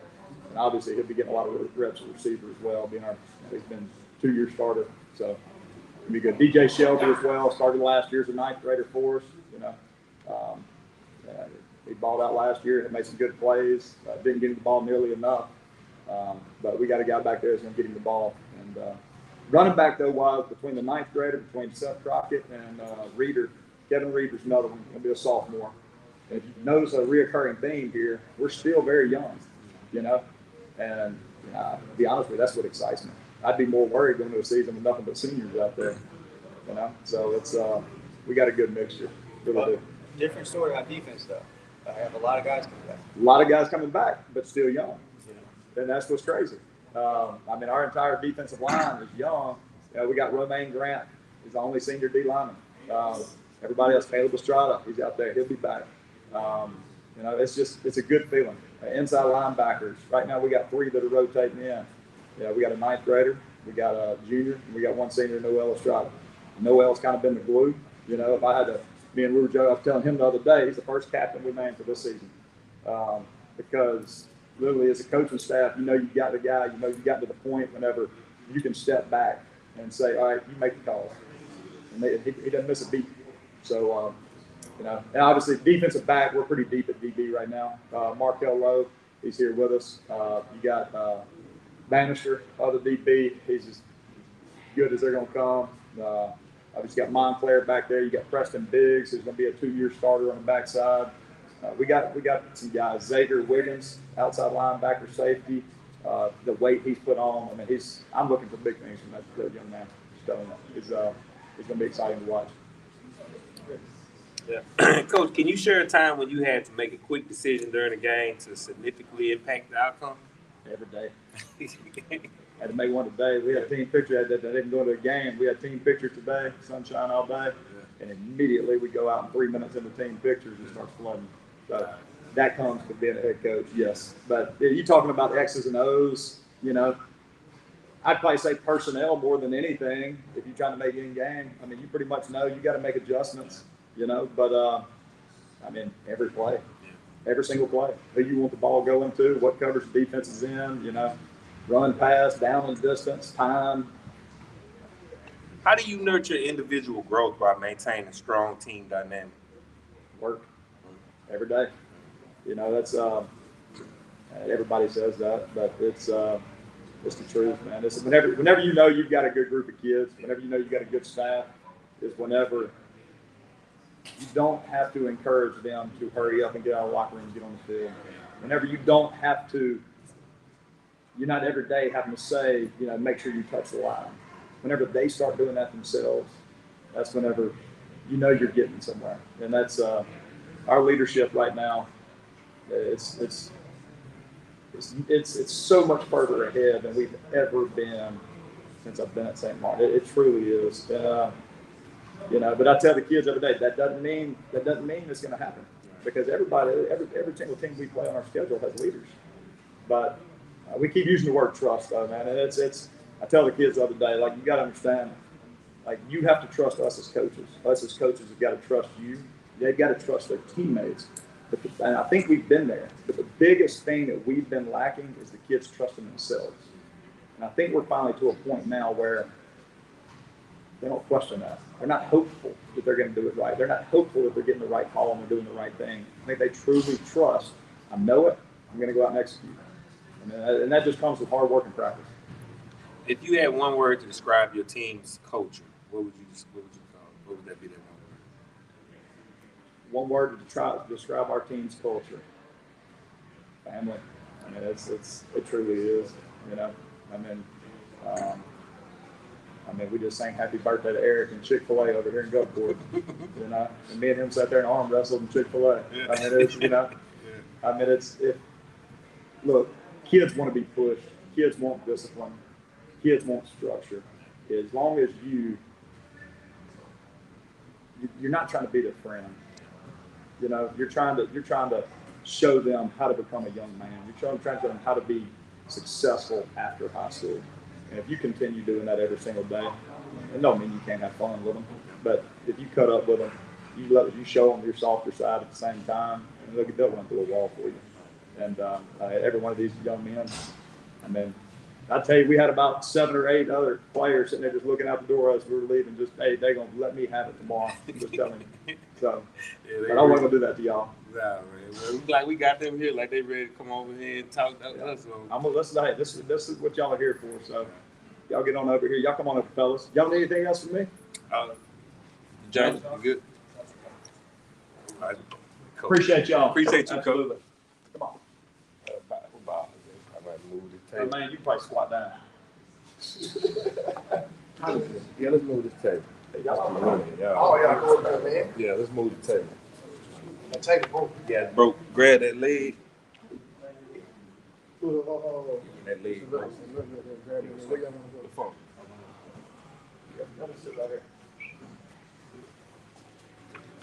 Oh, you can move it to the oxygen. You got to leave by there. Jackets. The jackets.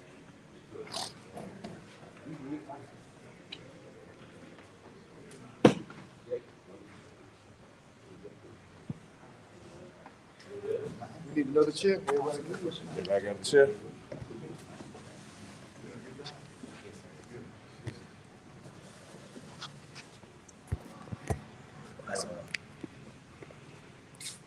What a bunch of them.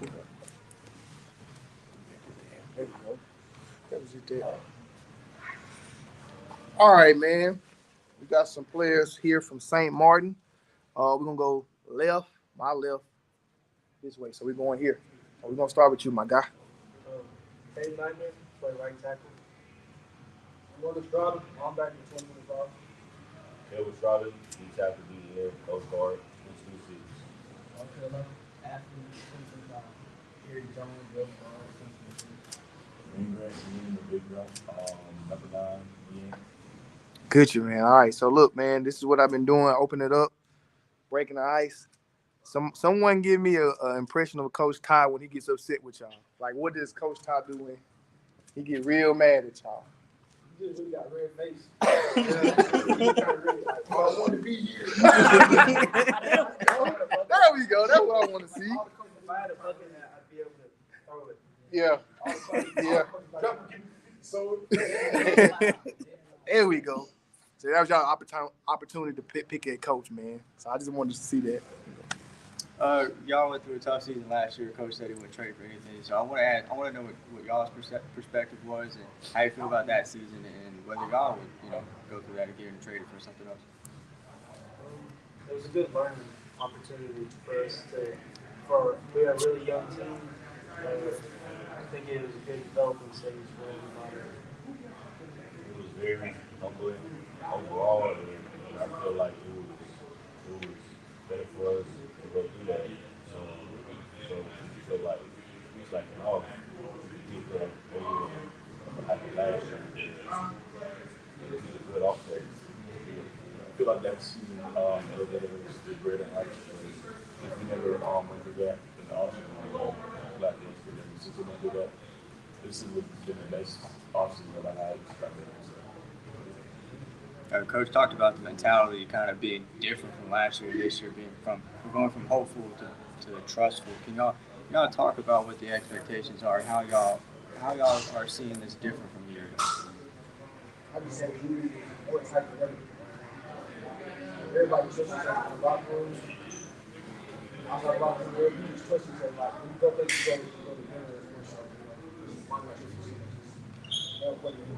As a team, we're working with selfless. Like there's no selfish players on our team no more. We're all like a brotherly, really tight bond and stuff. We always go outside of football. We always hanging around each other, just trying to build a bond outside of football. So when we get on the field, it's just tight. And we're always able to be there for each other. Man, I lost my question just that fast, man.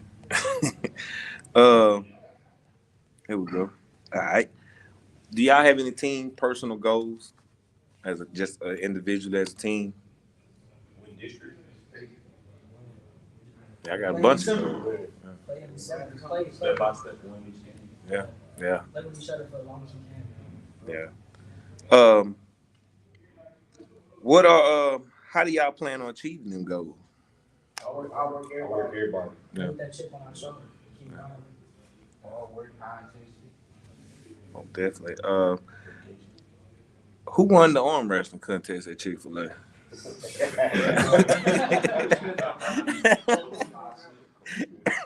Did you let her win?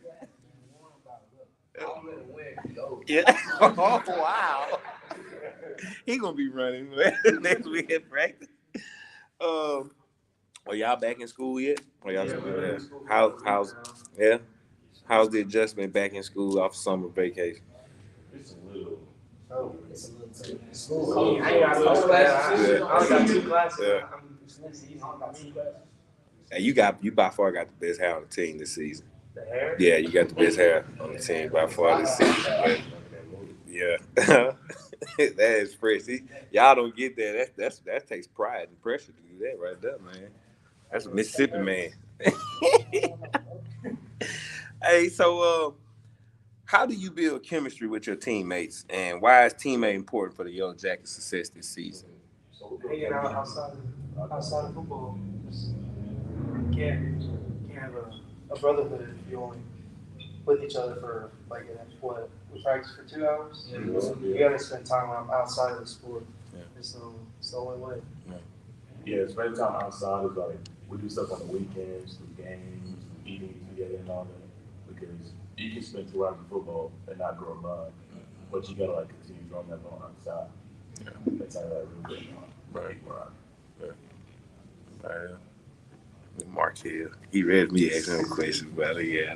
What you doing this year, man? Where they got you at? You playing both sides of the ball, or you in the slot? Yeah. Yeah. You good this year? You going straight? Yeah. Nah, you ain't no trouble kid, man. Nah, you just, you transferred and things didn't work out the way it did, But now you get to come out here and show them what we got to see on 707. You're supposed to. Yeah, so can you share a moment when you faced a challenge on the field and overcame it?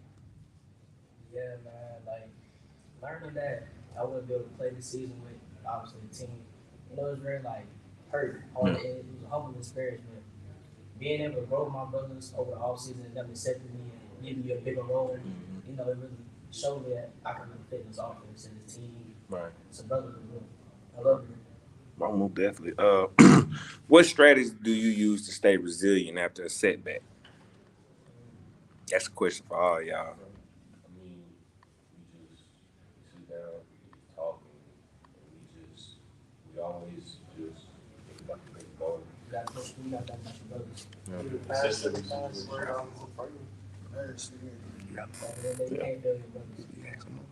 Yeah. All right.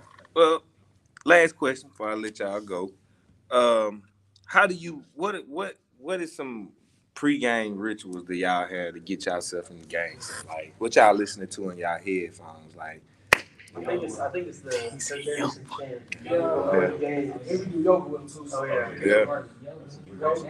Coach Anderson Yeah. about you.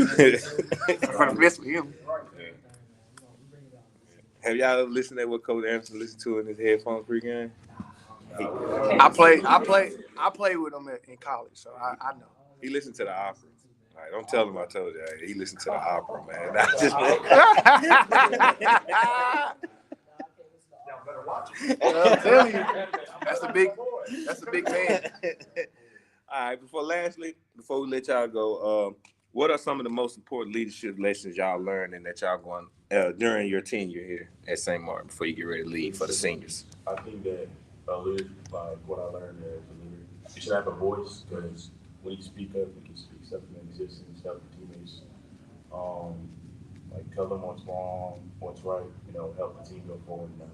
Show them too with your actions. You can't just be a leader like without example. Right. You gotta have a good example. If you don't do it right, they're not gonna do it right. Yeah, you just gotta be example. So they looking up to you at the end of the day. They trying to do what you want, so you gotta be an example for them. Set the bar high. Always. Yeah. Always finish. Yeah. Gotta finish. Most definitely, you started. I told y'all they're like a family. Yeah, I can tell they tight knit, man. They always together. James, you got anything? One quick question. This is for all guys. Individual. What is your most anticipated game and why? I'm gonna say we won. Hey, I'm gonna say we won. won. Bankley. That was start with Bankley. That was start with bang. We won, man. Like, we got a lot of doubters. Set the We got tempo. some doubters. We got a lot of tempo for the year. Stay. Have y'all created yourself on college football 25 yet? Yep. 99. He said 99 Steve. I ain't playing around. He said I'm going straight to it. I love it. Oh my God, man! So y'all gonna correct the colony on there, like so we can go download y'all the whole. You already did? It's on there. We're going to Send it to download. me tonight so I can download. Y'all better say y'all send me y'all game attack. I'm Big Game 228 on PlayStation 5. So y'all Buys add, 1285. yeah, So y'all look for it.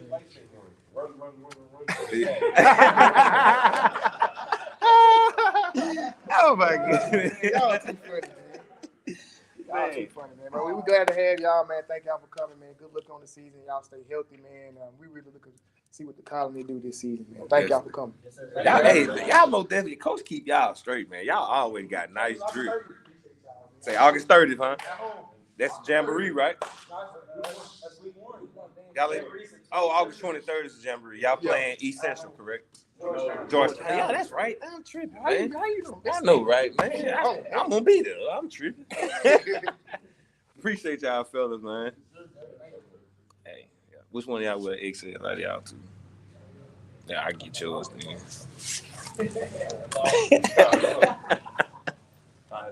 Appreciate y'all, man. Thank y'all, fellas. Everything, for sure. Yes, always. Yes, sir. Always. Hey, appreciate you. Me too. I missed the call.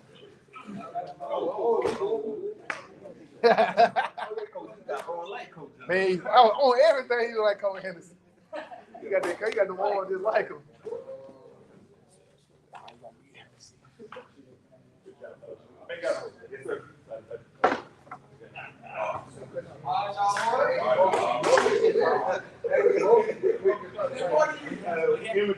Impersonating the folks, bro. Appreciate what y'all doing. Appreciate you, folks. I gotta do it special. You ain't got no AC, no, no snacks, no water, nothing, man. Good, man. I hate to come to your house. You ain't got no kind of guest skills, man. Yee. How we look good? Yeah.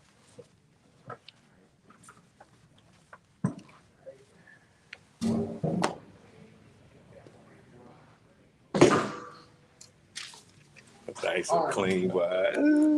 That so clean. Man. Yeah, boy. That was nasty.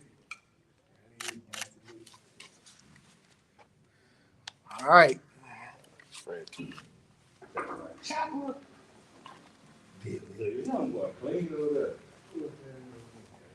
What's up, man?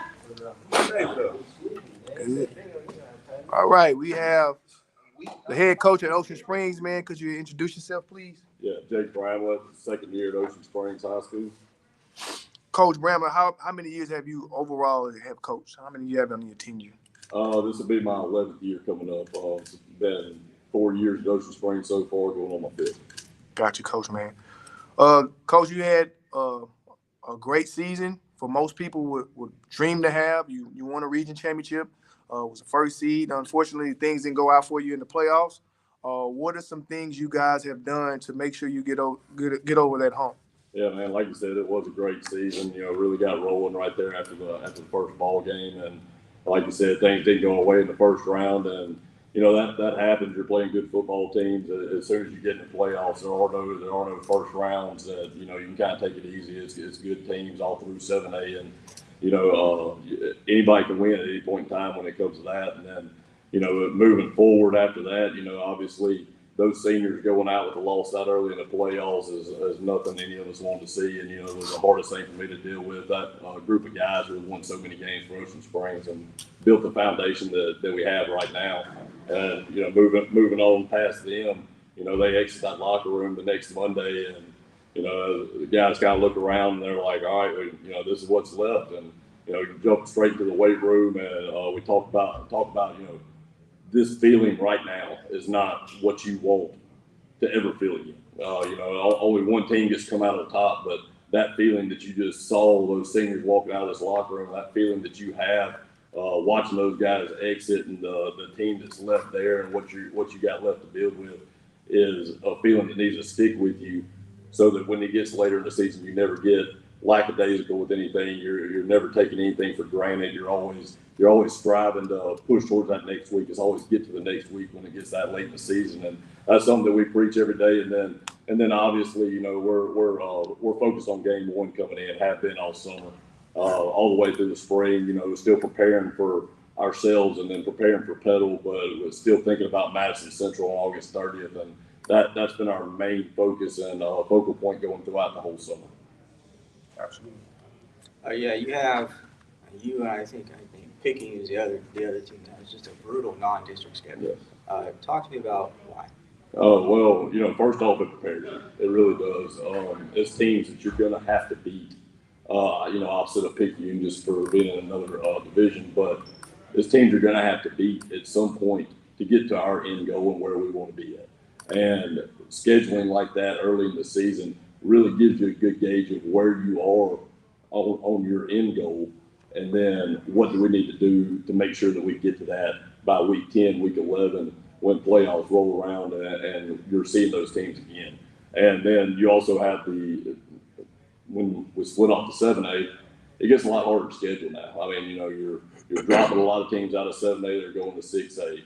Those guys are trying to schedule games early in their year that, you know, can give them a good gauge on where they're at and what they have to play later. And then you only have 24 teams in 7A now. It's really hard to schedule teams that are out of state when we're off on contract years, or get teams to come to the coast. I mean, you know, when you're in Jackson, you can go south and find people, go north, go east, go west, you can find people. Well, there is no south here. There's not a whole lot of east and west either, because you're already playing all the 7A teams down here and you're not in your region schedule. So finding quality teams that are close enough to get to us and can afford to get to us, or us afford to get to them, or just getting them on the schedule in general is really tough scheduling right now. But I feel like the schedule that we have, you know, is really going to prep us for what these guys know that we got to do to get to December and to finish off what we're trying to finish off here in Springs. Well, you've got a lot of athletes back. I want to ask, you know, what's the plan at quarterback, and how's that offense going to work around it? Well, I mean, you know, there are a lot of athletes coming back. You know, everybody wants to talk about the defense being gone. We did lose 10 guys over there, but what we do have coming back is a lot of guys on offense, and then a whole lot of athleticism and speed. And it's very fortunate, blessed to be able to coach guys like that, have that many of them that have that type of ability.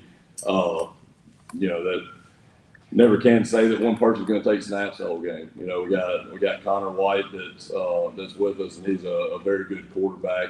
He's a really big kid, got a really strong arm, and he can run. And then you got Sherrod Whitehead, who's an incredible athlete as well. And, you know, people don't realize that he can throw the ball very well too. So, you know, there'll be, depending on game plan, who we play, what we're doing, what we're trying to accomplish on that Friday night, it's going to determine who you're seeing at quarterback for the most part. Well, I do want to talk about the defense as well. Nasty group last year, yes, but kind of resetting this season. So what are your expectations? What are you hoping to see? My expectations are still really high for them, even though we're returning one starter or one starting position on that type of the ball, or side of the ball. It was two people that were rotating to that position, but one position that we're returning. Those 10 guys, I mean, you know, they're really good football players, and most of them starting from their sophomore year all the way through. So they ate up so much playing time for 3 years. And the guys we have in those positions now are very, very capable football players, very good football players, and the only thing they're lacking right now is experience. And they're going to get thrown to the fire really quick, you know, first 3 weeks of the season. And I expect them to come out of those 3 weeks completely different football players. I mean, it's not going to take them long to figure out the speed of the game. And once they do, they're going to be a very tough defense to go up against. Coach, looking at y'all schedule, you have a brutal home schedule. Mm-hmm. August 30th, Madison Central at home. September 13th, Friday 13th, Northwest Rankin at home. September 22nd for homecoming, Picayune. Harrison Central, October 18th, in season ride. I mean, it used to be, you know. And then November 1st at home against Gulfport. Yes. Man, did you make this schedule? Some of it. I can't control the last time. Yeah. But I've got a little flack about the homecoming game, and you know, it's you know, from a coaching standpoint, you you get told the weeks you can have it, and you obviously don't want to have homecoming the first game of the season. You don't want to have the last home game of the season either. So Picayune just kind of fit right into that spot. People have laughed and called me and like, man, are you crazy? And it's somebody is, but I ain't gonna say I had all the choices in the world to pick from. Which out of those 5 teams you named, there's nobody in there that you want to play for homecoming. But that's a good thing about this group of guys. They're mature enough to handle the situation, and they'll treat it like any other week. But yeah, it's a very brutal home schedule, and the away schedule isn't much better. But it's yeah. Let's get there. All right, first road game against Oak Grove. Yep. Then you go back up to Natchez again. Hopefully, they don't come over that flu. Was that Natchez last year? That was that flu call. Yeah. Well, they came, but it was we had I think 3 or 4 starters out that were sick. They had a bunch that were out that were sick. Then we had some interesting stuff going on during the game too. So it was hopefully it's a little bit more managed football game this year. Then you got a tough and surging D'Iberville program coming in on October, or you're going to D'Iberville October 11th. And then you go to Biloxi, and you end the season in St. Martin. Yes.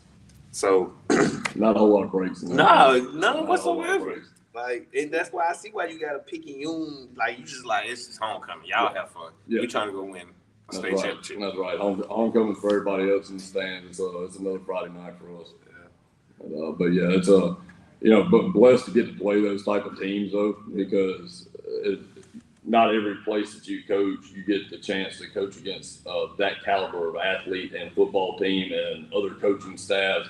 And that's what makes this game fun. And, you want to go out there, you want to compete against the best as an athlete, you want to coach against the best as a coach. And I feel like our schedule really reflects that. I mean, there's a ton of great coaching staffs in that list, a lot of really, really good football teams and a ton of athletes. And, these guys were up for the challenge. They were excited when they saw the schedule and, a chance for them to show what they have against the best the state has to offer. And that's what we talked about a little bit last year. I've heard some people talk about it already this week.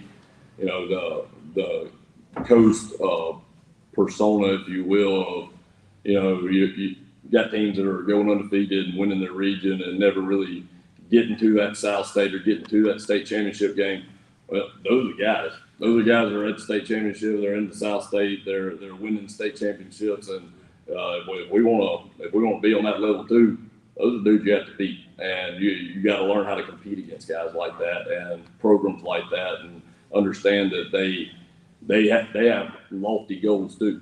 They're coming to do the same thing, and these guys are putting themselves on a pedestal enough to where those guys are going to take you very seriously, and you're going to get their best shot. And Oak Grove is still wanting their shot from 2 years ago. Right. I'm very sure of that, and we'll get their best shot. And I think it's going to be some really, really good football games to start out the year. Most definitely. Yeah.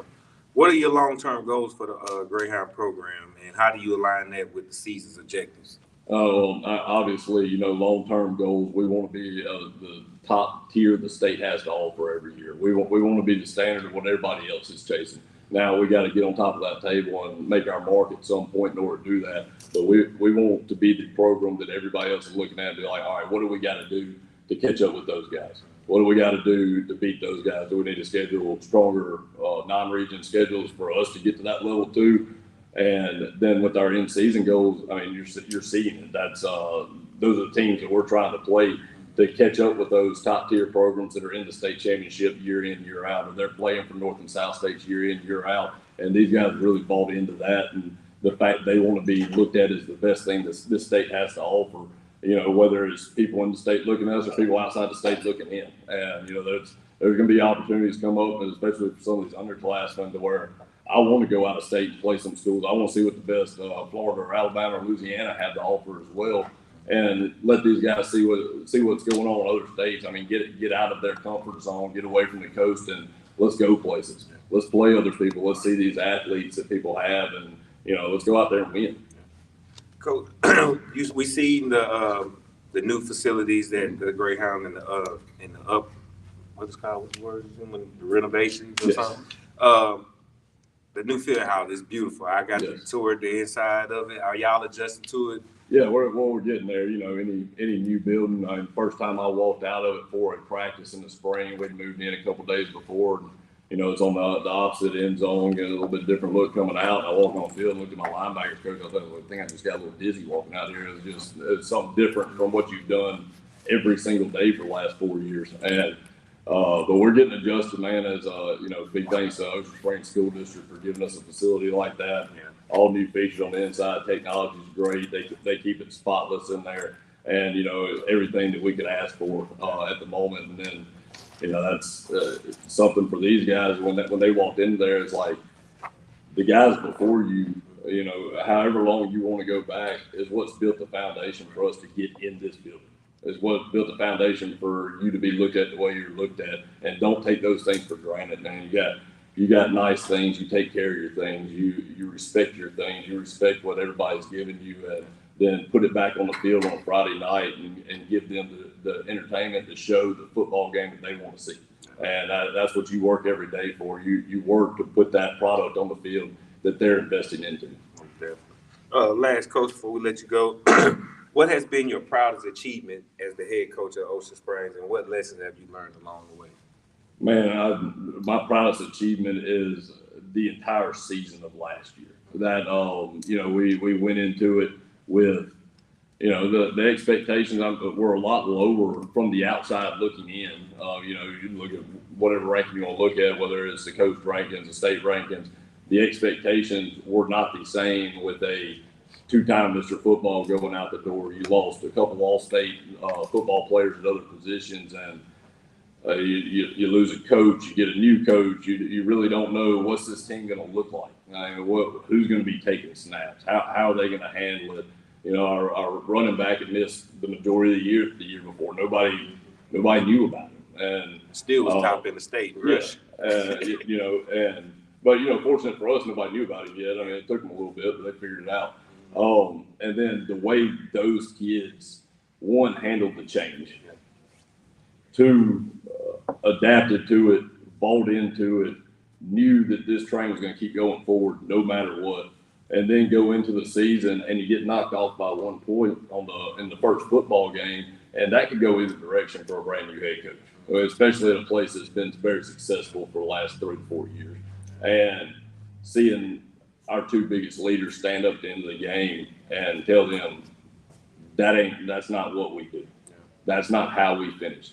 That's not what we're looking like at the end of the football game. And that has to be fixed right now. And seeing those guys take that and not only say it and come into the next Monday, those kids on that football team had never lost a regular season game before. And I told our coaches on Sunday, I don't know. I was like, juices have to be high. Energy has to be incredible because I don't know what Monday is going to look like. Those kids have never lost a game and had to play the next week. Yeah. And the way they responded for 9, 10 straight weeks, however long that winning streak went, and just kept coming back with that same amount of energy. And you know, I told my staff, I was like, that's a credit to y'all, one, the way y'all coach, and then a credit to the type of kids these guys are. And that probably my proudest moment looking back on that season.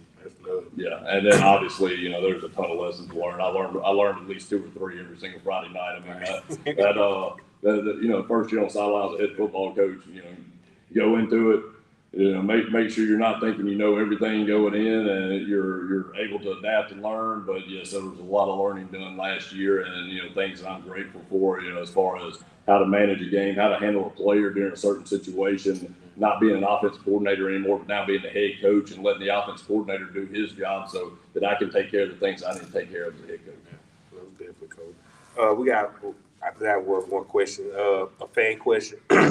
They said they noticed the Jumpman logo has disappeared. Yes. And so we're Under Armour now. Yes, we're Under Armour now. It's you know, something myself, BSN, Under Armour, the school district athletic director, and the rest of our athletics at our school, you know, I've been kind of working on since about October, November, and you know, got to really finish that off at the end of January. You know, we were very excited about being an Under Armour program. Under Armour was very excited about having Ocean Springs represent them, and you know, they wanted to put their product on the coast and what they felt like was the best place to put it. And that's what we wanted to be. We wanted to be something a little bit different. We wanted to change and look. I loved what they had to offer, them, BSN, what they came in and offered Ocean Springs. One was something you don't want to turn down, and two, it's just a great opportunity for me to give back to these guys. And, they work their tails off week in, week out. I want to give them as much stuff as I possibly can. I want them to look good. I want them to feel good. I want them to get all the stuff that they deserve to have with as much hours and time as they put in that nobody sees.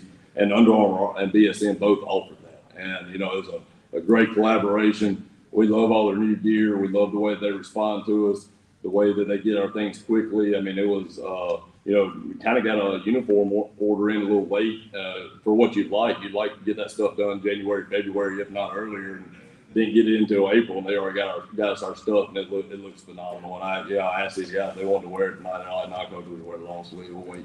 So, I'm glad they did. It would be a really good look when they come out. Yeah. It'll be a really good look. Can't wait. Yep. Can't wait. You got a question, Coach? All right, man. Coach. I appreciate it. Thank y'all for everything you do. Thank you, Coach. Let you talk to these guys. Appreciate you, Coach. Thank you.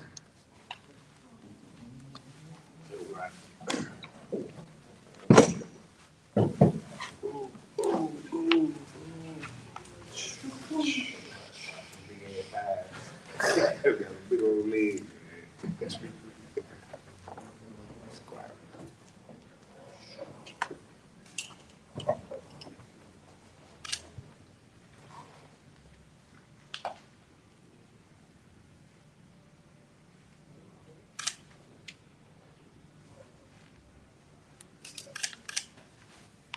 All right, we got some players here from Ocean Springs, man.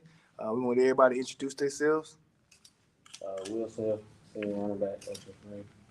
Jacoby Bailey, middle linebacker, 2026. Sherrod Whitehead, athlete, Ocean Springs High School. All right, so the first question I already asked, man, I like to get the players to get real involved on how they coach interact with them. When Coach Bramlett get mad, like what are some things he do? Like how he act?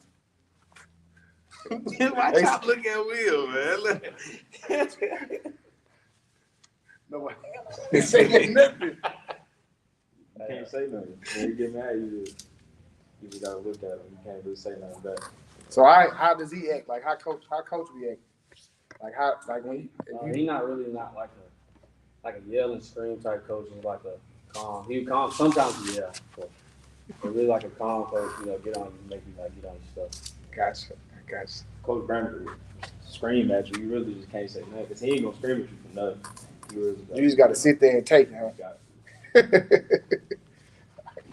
You guys are hyper athletic this year, especially on offense. So you talk about how excited you guys are to spread the ball around, especially with D2 on the ends. Really excited. We got a lot of athletes. We got me, Chop. We got Bryson, Nolan. We got a new QB. It's a lot of us. So it'll be good to spread the ball around. It's gonna be good. It's gonna be a high-powered offense. Should be putting up 50-40 a game. It's gonna be exciting. It's gonna be hard to spread the ball around, but everybody's got to get their touches and score. And in the middle here, of course, the defense is kind of resetting this year with so many guys gone. So what are your expectations for this year in that defense?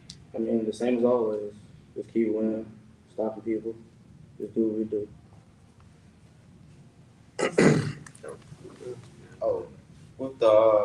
With the hardest non-district schedule on the coast, which game do you most look forward to playing this season?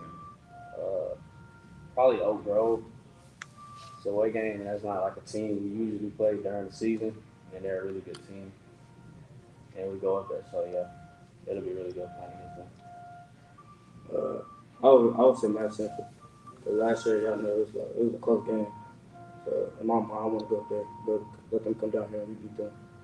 I'd say Madison Central. I feel like if we get the first one, our energy for the rest of the season is going to be high. And then once we get that first win of the season, nobody's going to play us anymore. We're just going to walk in there and win.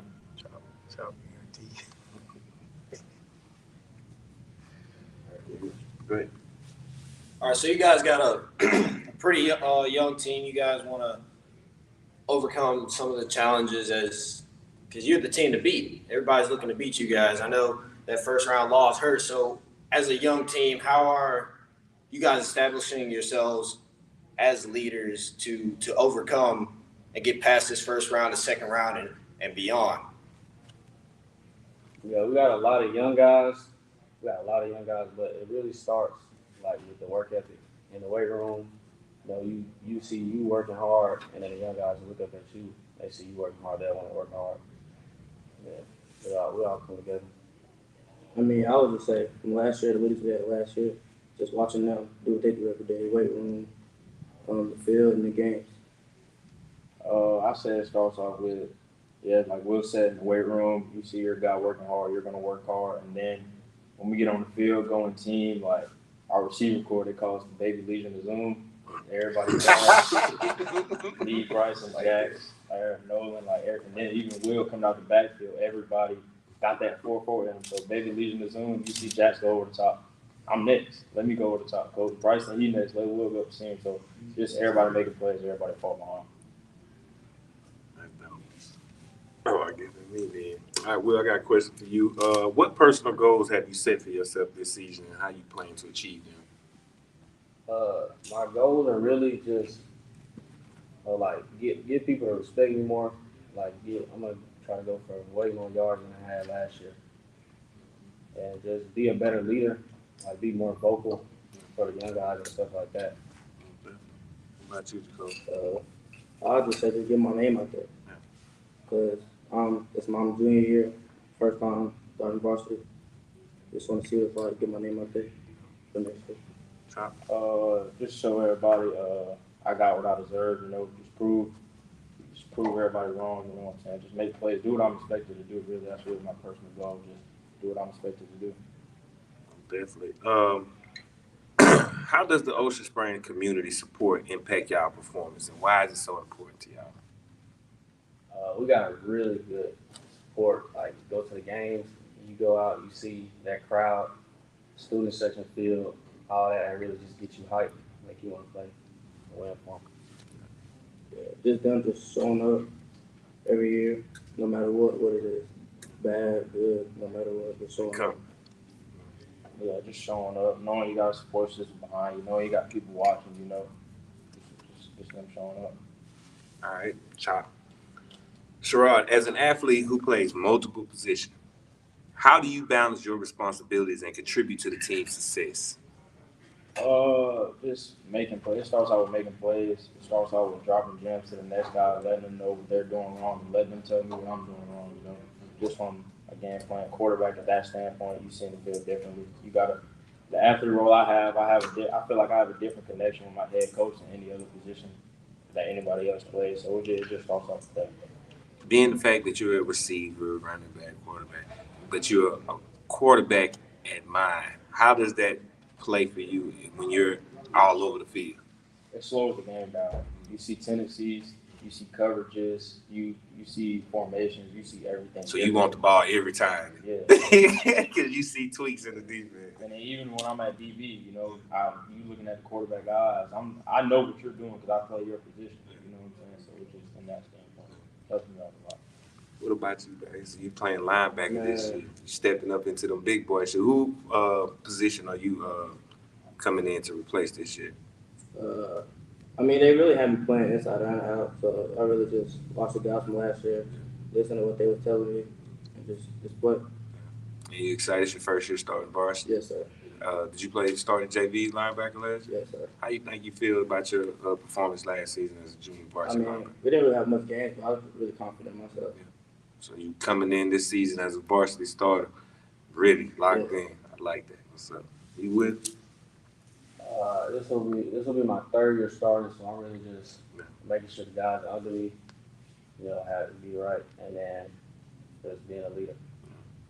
Well, as a senior, how do you view your leadership role on the team? And I know you said you want to be more vocal and more like, how do you see yourself as a leader? Because some people can be leaders and be not vocal as much. Just lead by what's the word? Yeah. I would really say probably my work ethic. Like I was saying, when other people see you working hard, you bring the energy. Kind of make them do the same thing. Are y'all playing with a chip on y'all shoulder this season? Oh yeah. Yeah. You feel like the state respect y'all? Nah, I think we gotta earn. That's what we gotta earn. With that schedule. Let's start off with the first one. I'm a fan of the schedule. I like the toughness in the grind. Y'all are built for it. I don't see how y'all got up every day, go out there in that heat countless hours. Even when practice over, you still stay over. It's like y'all don't never go home. Like y'all always at the field house. Like, have y'all ever like just thought like, man, this stuff is all gonna be gone one day?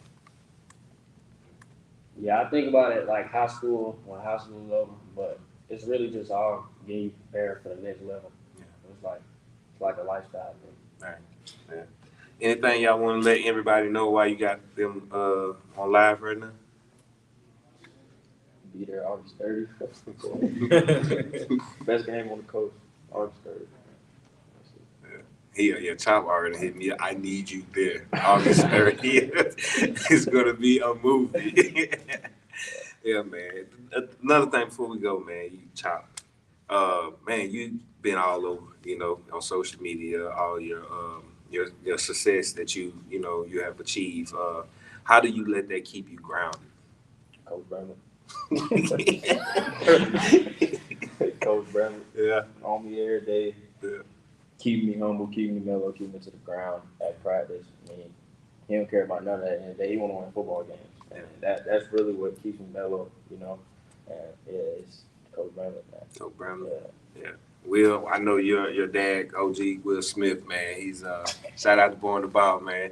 He makes sure he's putting your name out there.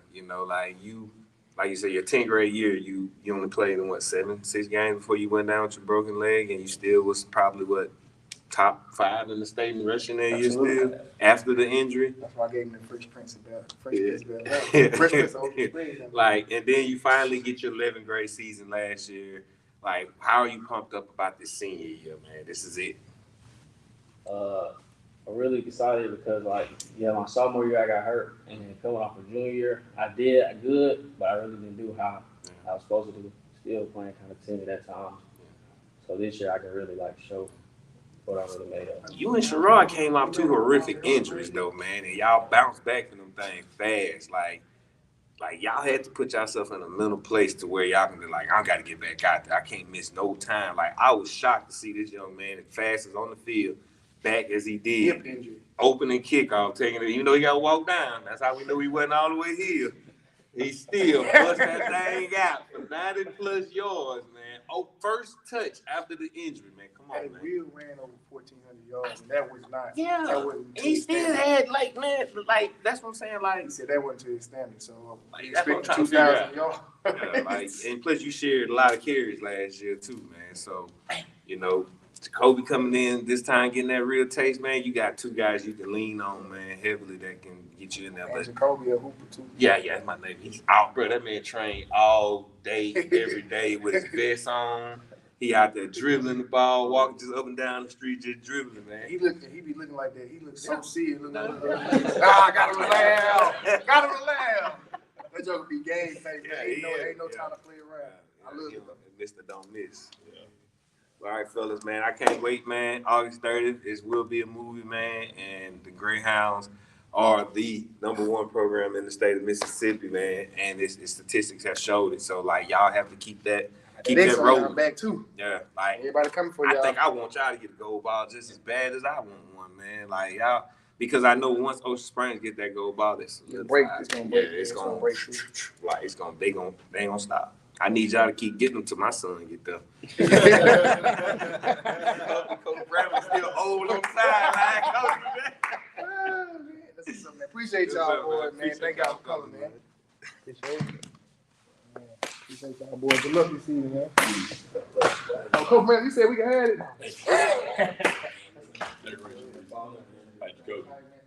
We appreciate you, man.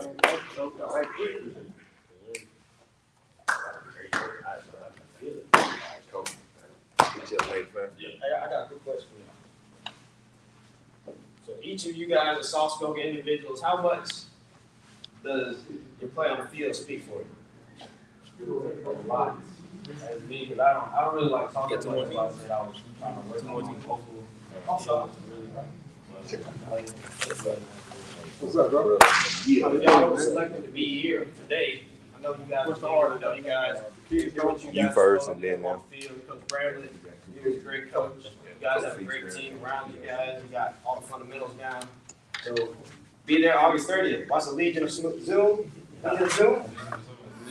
All right, we got y'all, boy. Legion of Zoom.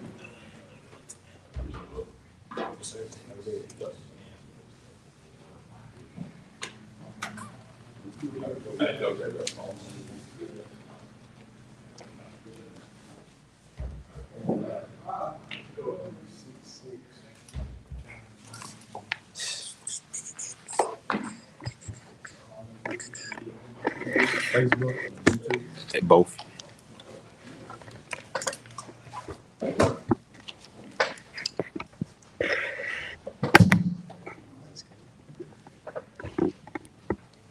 Stephen A. Spanks. He in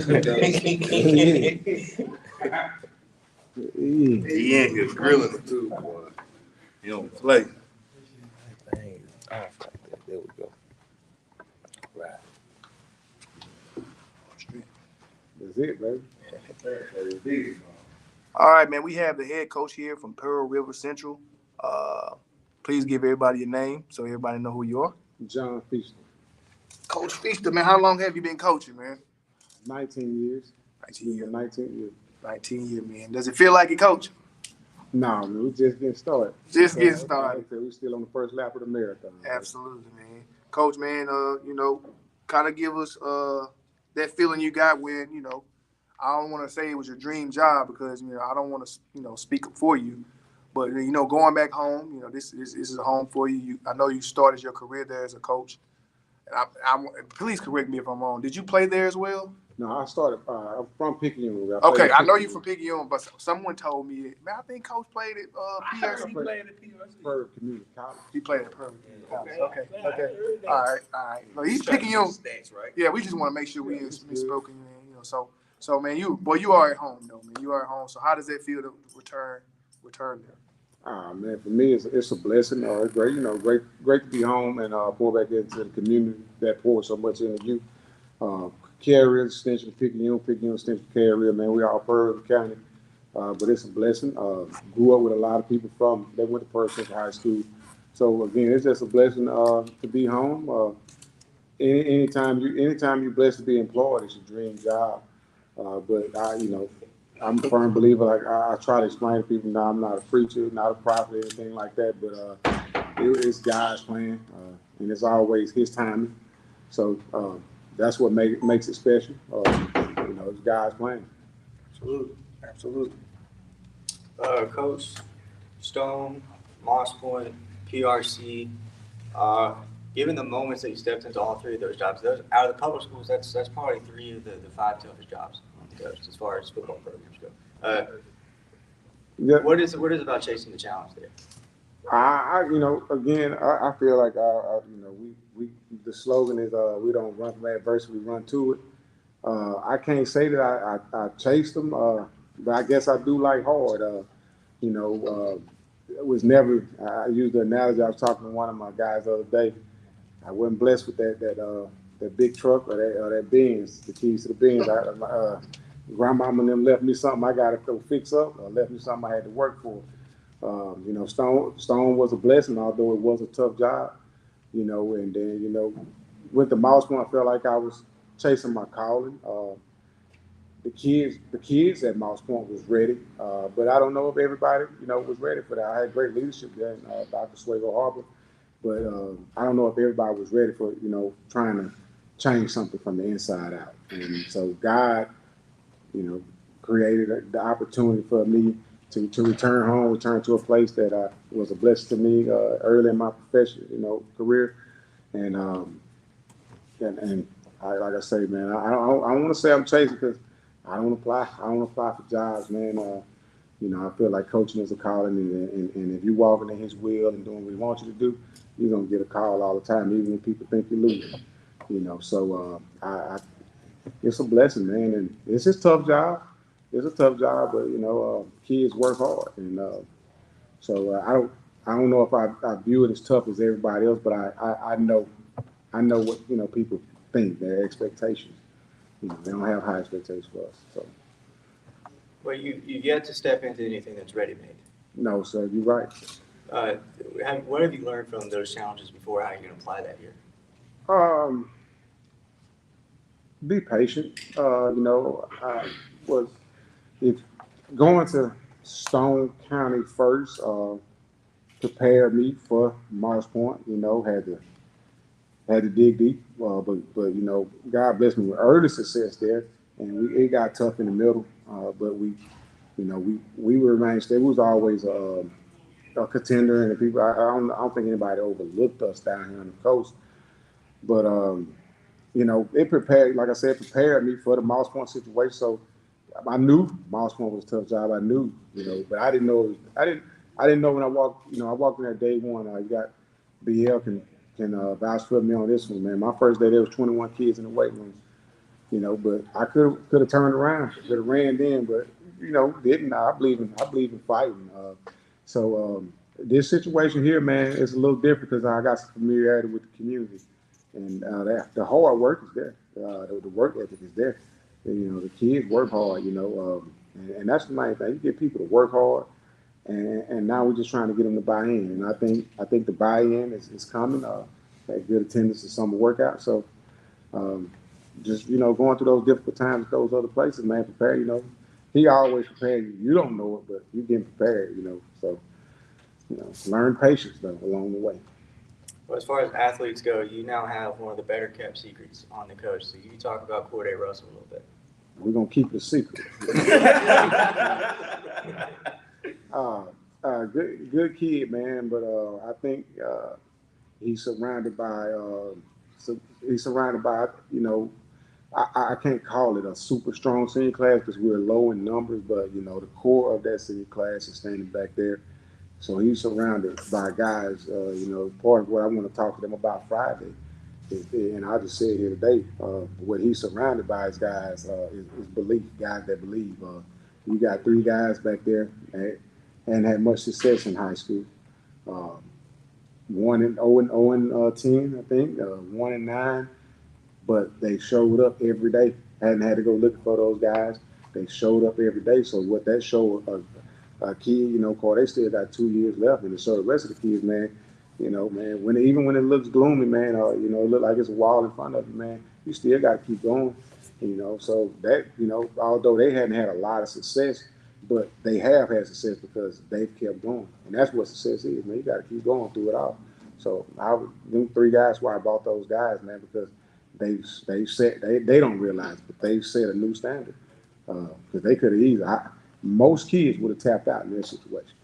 Most kids would have tapped, and not. And new coach leave after 1 year. Most kids would have walked away, but they kept coming. So we're gonna keep that other one a secret, though.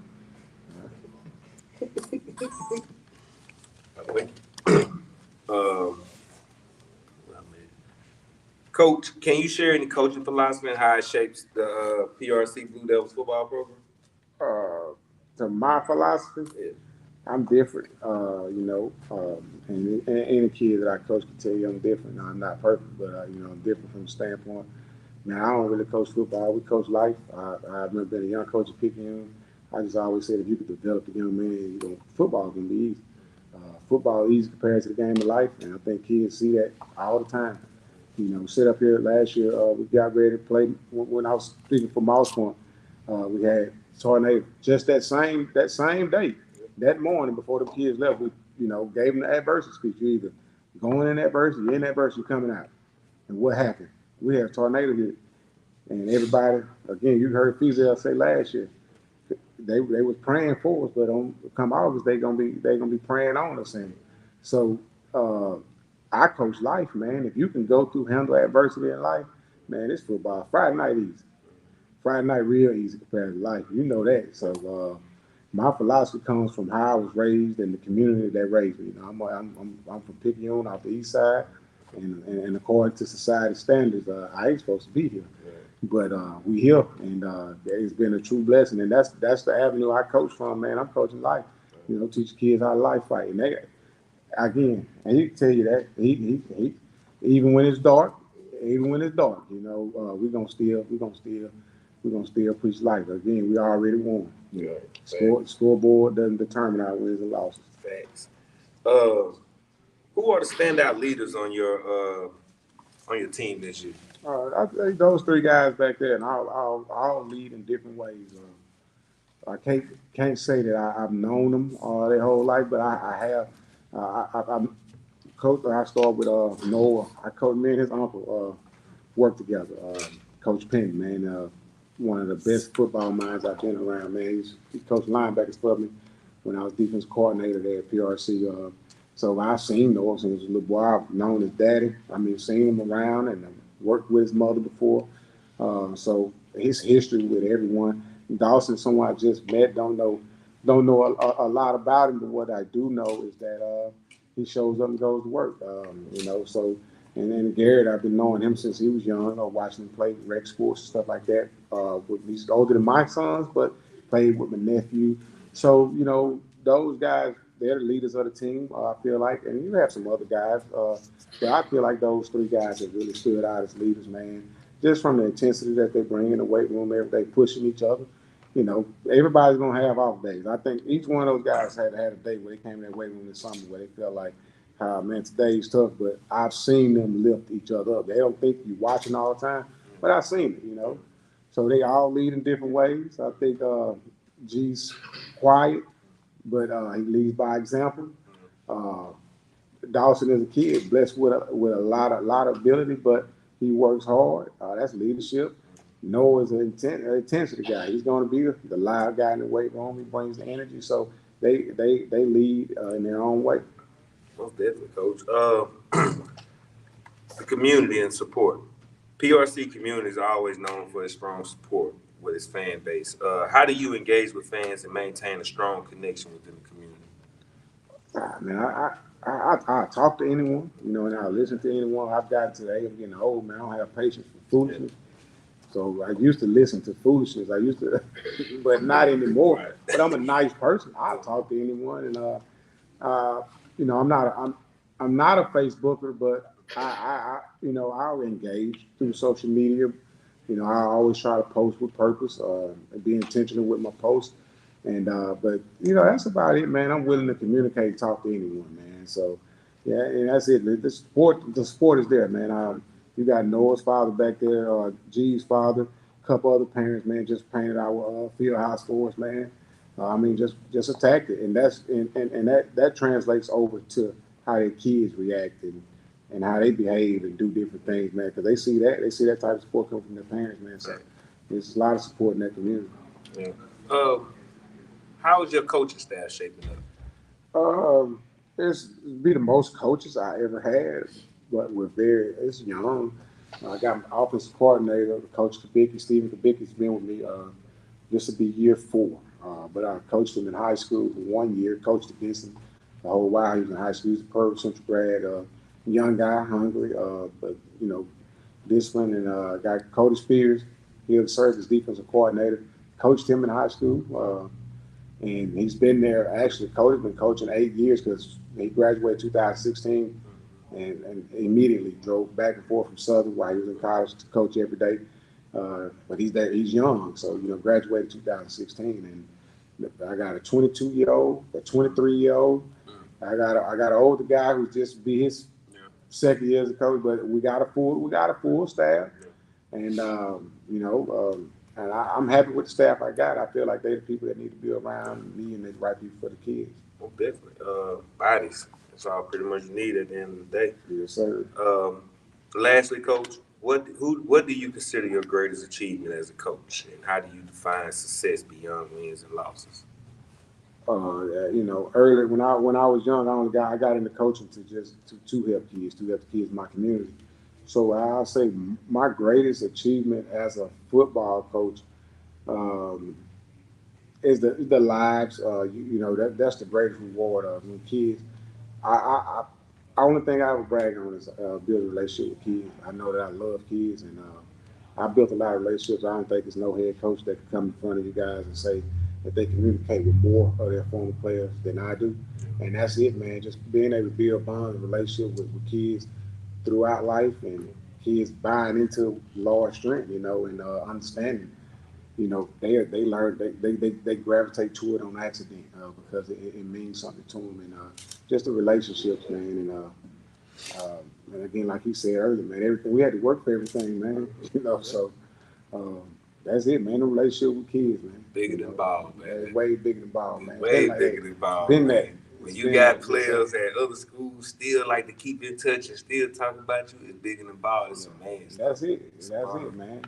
So that's the blessing. They all kids always say thank you, but I always tell them, nah, I appreciate them because they was always a blessing and the inspiration to me. Yeah.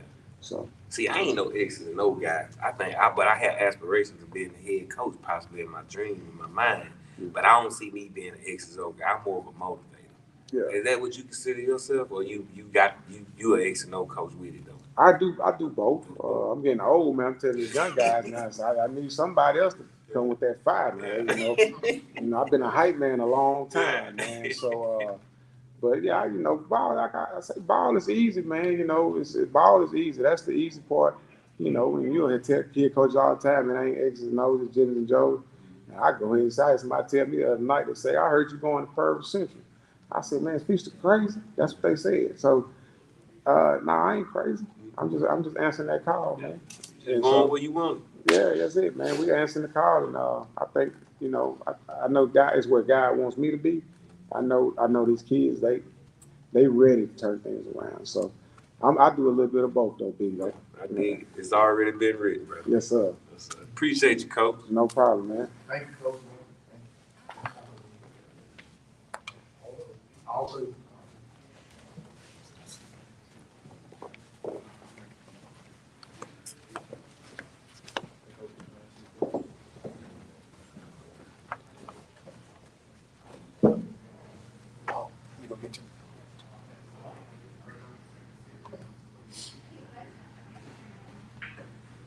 All right, guys, man, we got 3 players here from PRC, man. Y'all introduce yourself. Hello, Morris. I'm Garrett Oder. I'm Bronson Kennedy. What grade you guys in? 12.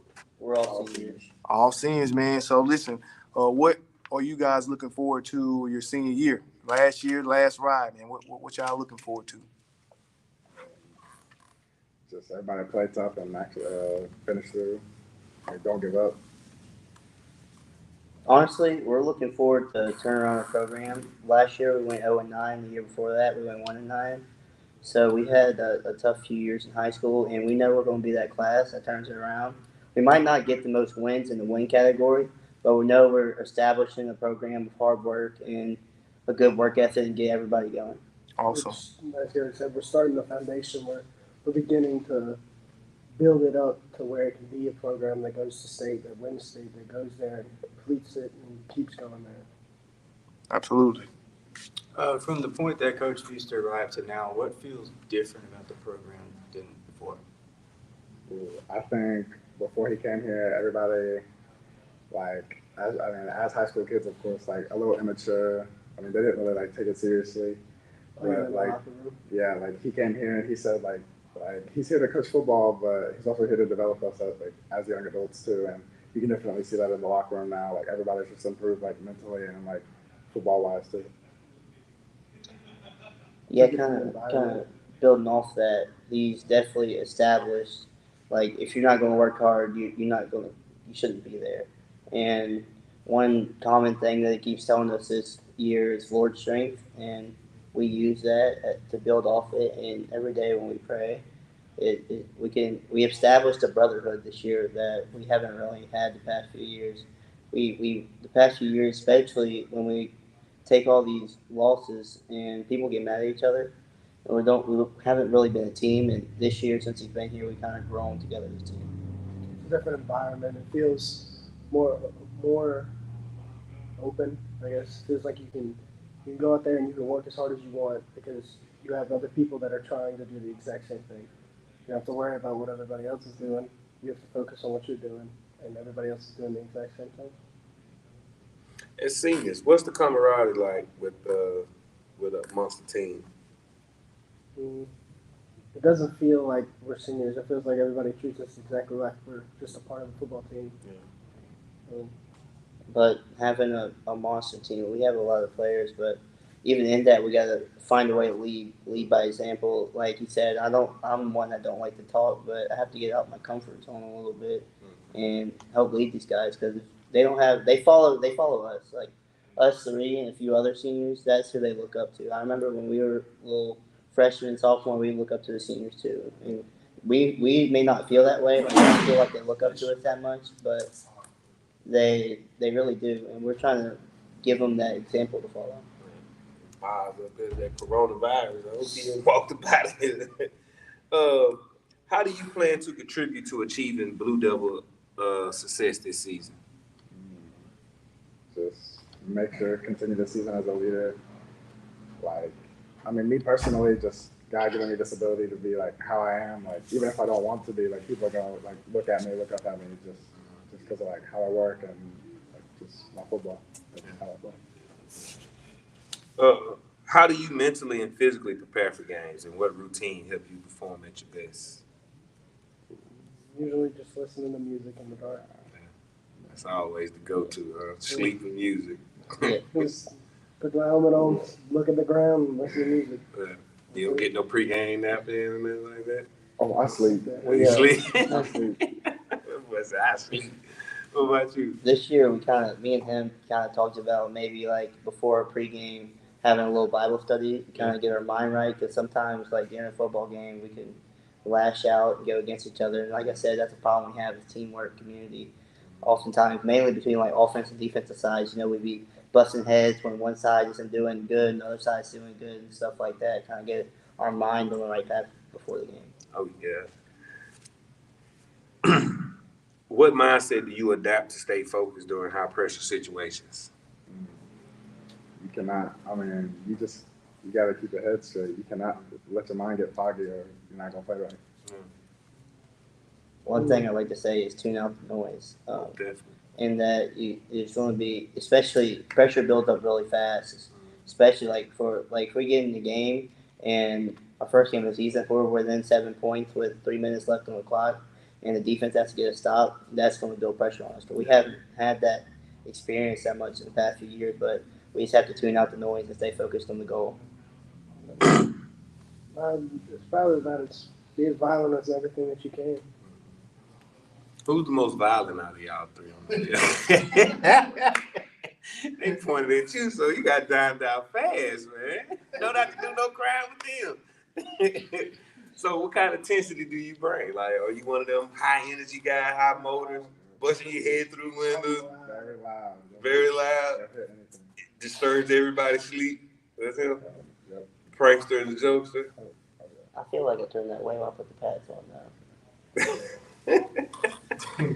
I'm a pretty chill guy for the most part. Yes, I'm quiet on the field.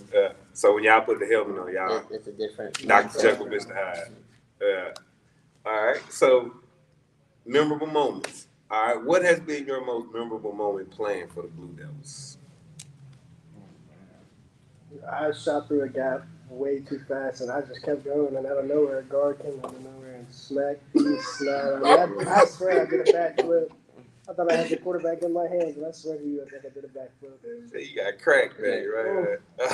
Oh my God, that could have been bad. Last year we had a game. I've never really been injured, like to come out of a game. I've always played every snap of offense. But I was chasing my block, and out of nowhere, this big guy just pushed into me, right on my ankle. I had to get taken out of the game. First time it's ever happened. My most memorable moment was opening game of the season. We come out after halftime, and I started defense and played kickoff, and we'll run down the field. We can't go head to head, full speed. I can't see nothing, and the ball's still in play. So I'm like, all right, I got to go make a tackle. Then another lead blocker comes, go head to head with him, and I'm done. And somebody tackled on my jaw to the sideline, and I'm knocked out. I couldn't play for a week and the next week, and I was able to come back 2 weeks later. Man, that's crazy. And like that story's funny, bro. All right. inspiration and motivations. Who inspires you in the world of football, and what motivates you to push yourself to be the best? I never thought I'd ever play a single play of football in my life. Never wanted to play it. Never thought I'd play it. And then met this guy, and he signed me up for the team. I came to practice first day, and he just wouldn't let me quit. Yeah. So, and then I just keep going because God gave me this ability, and I feel like I can take football somewhere, so I might as well. Most definitely. That height size, man, your boy blessed you. You're going to have to hire him as your manager or something, man. Some like we definitely like competition. Like in the weight room, me and him are in the same workout group, and every day we're busting head. We're seeking to do more reps, more weight, and all that. And that's kind of something that like working hard. He tells us that we work hard, but we kind of find a way to have fun, have a little competition, and that way we're working hard, and we know we're getting better because we're pushing each other to our limits each and every day.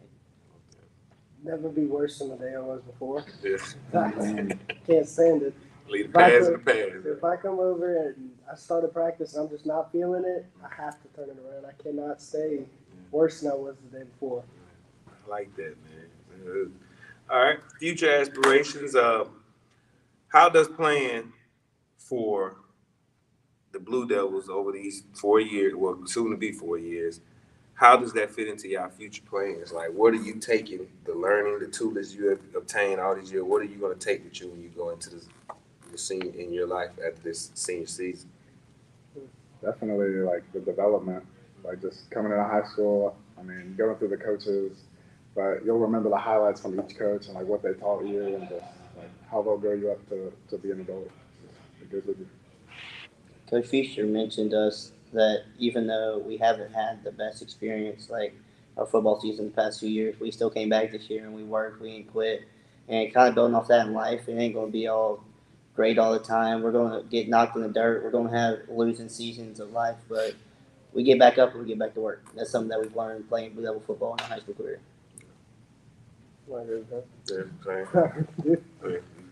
pick up that, man.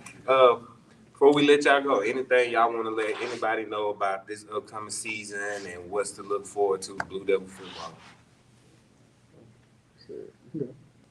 Well, we're looking forward the season to be a turnaround. Like I said earlier, we're expecting to get wins in the win category, but we're expecting to turn around the program this year. You can't become an 0-9 program to a 9-0 program in a year. It just don't work like that realistically. But we're looking to put up 4 wins in the win category at least. Get us going in the playoff for the first time in 10 years. And we truly believe that we have a chance to do that. We've worked hard all summer. We've established a hard-working program for our teammates that are coming up, and we kind of built on that. I mean, take every game as a win in some way. Like, I mean, as viewers, as spectators, like some people don't really get it, but as players, like even if you lose, like there's stuff you can take away. Like you won something.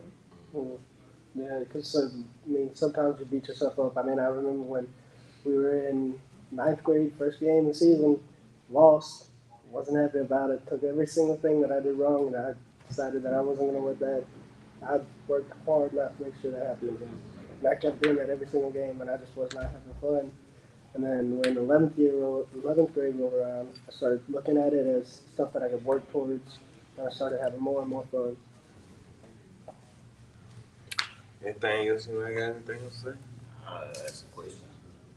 I'll follow up on what you said, but especially when you talked about a couple questions ago about team aspect, even though you play as a team, I think as I experienced in football this year, you play as a football team, but like I said, playing as a brotherhood, it plays a key role in football. I think if you don't play as a team, it shows on the football field. And I tell people all the time, I know y'all was 0-9 last year. I tell people all the time, it's not about like Coach said, it's not about the wins, loss don't determine you, but always give your best. And do you believe that because you didn't play as a team, in a brotherhood aspect, kind of affect y'all in some of those games this past season? Oh yes, absolutely. Oh yes.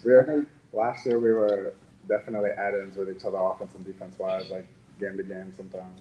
Every time that we stepped on the field, I felt like the offense and the defense was not the same team. It was a different team playing the same team. Something would happen, an offense would get mad, someone having defense get mad. It was just back and forth every time you stepped on the sideline. I mean, we were having fights on our own sideline. It wasn't helping. No one was helping us out. Yeah, and I feel that over this off season and over this summer, we really built on that. We haven't had really no people butting heads, fighting, any of that. We like I said, we tried to establish a brotherhood, and we've dealt with individuals that have had that problem. We know it's not going to happen again, and like you said, our motto is Lord strength, and we truly believe in that. We're not going to butt heads with each other every day and when we're on that field, regardless if we're mad or not.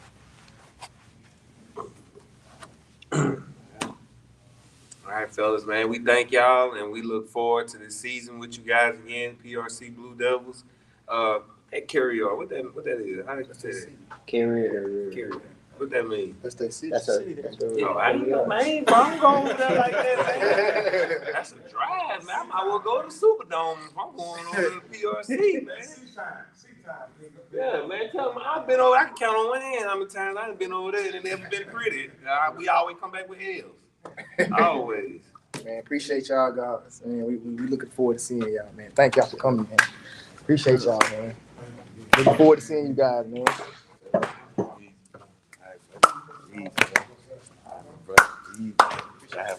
Enjoy y'all, man. Enjoy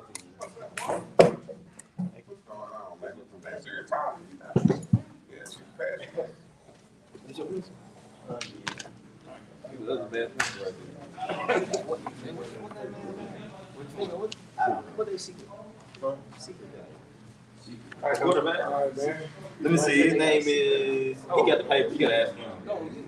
I don't know. Ask Mr. Scott. He know about it. Yeah, I don't kill PRC. Put on the charge? Yeah, but. Put on the charge. You gotta check this out. Man. Hey, I don't know, but you know, they're the only team on the coast that's part of the Region 36 right now. The only team they got the work, they got the toughest. I thought it was Outlier, and unfortunately, I would consider it Red Region. What's up, man? What's up? I'm glad to see you. Yes, sir.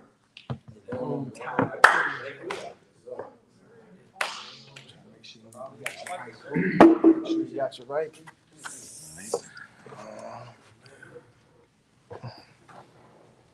All right, we see that P. I gotta make sure we see that P in that drive.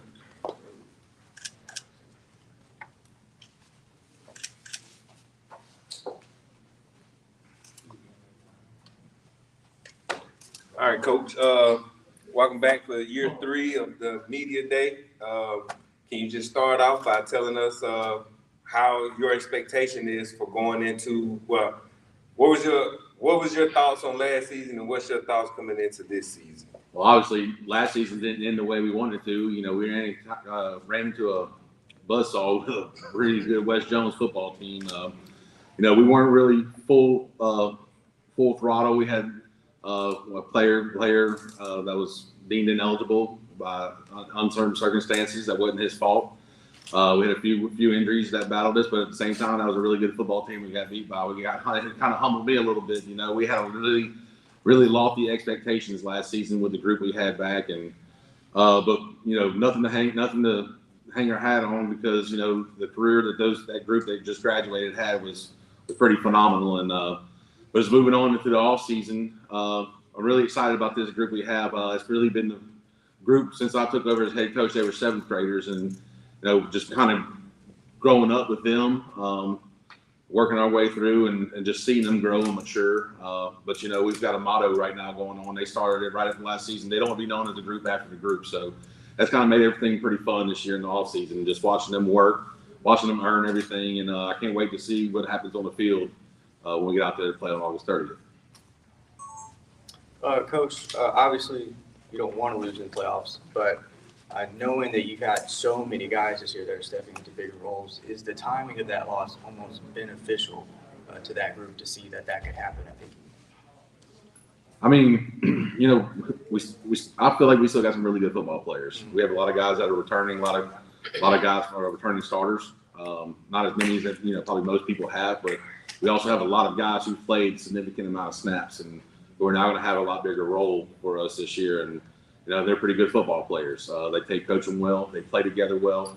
But you know, the expectations at Peking is always going to be the same. We're going to try to give our best effort, have the best energy, and just try to be more physical than you. So, you know, the nothing's changed from what we're going to do. It's just, you know, it's a little few different faces out there, but the mindset's all still the same. Oh well, you're having to run it back in probably the toughest district in the state, at least in my opinion.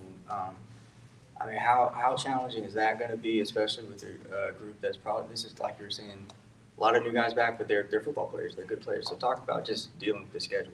It's everything. It's always difficult. I mean, you know, we strive to be the best, and you know, we're always going to get everybody's best. You know, that's a target that we welcome upon us. We always have, and we always will be. But that just means we got to work extra harder than what we are. You know, we got to be able to control what we can control. Like you said, our district is real tough. It is. It's going to be one of the top districts in the state. But as long as we can control what we do, our effort and our energy, and our want to, I'm really excited. And obviously, there's got to be a few factors that play a role. You know, we got to get lucky. Got to stay healthy. You know, we've got a tough non-district schedule right before going into a really good division schedule. So I think we'll be battle tested as we get in there, just as long as we can be you know, full go, not, you know, have everybody on board and ready to go. Yes, Coach. What is your plans for this season? Plans the same thing every season. We're going to try to win every game. I mean, you know, we're going to take it one game at a time, but you know, the goal is to win. I mean, it doesn't matter how we do it, as long as we can have one more point on the scoreboard than the other team.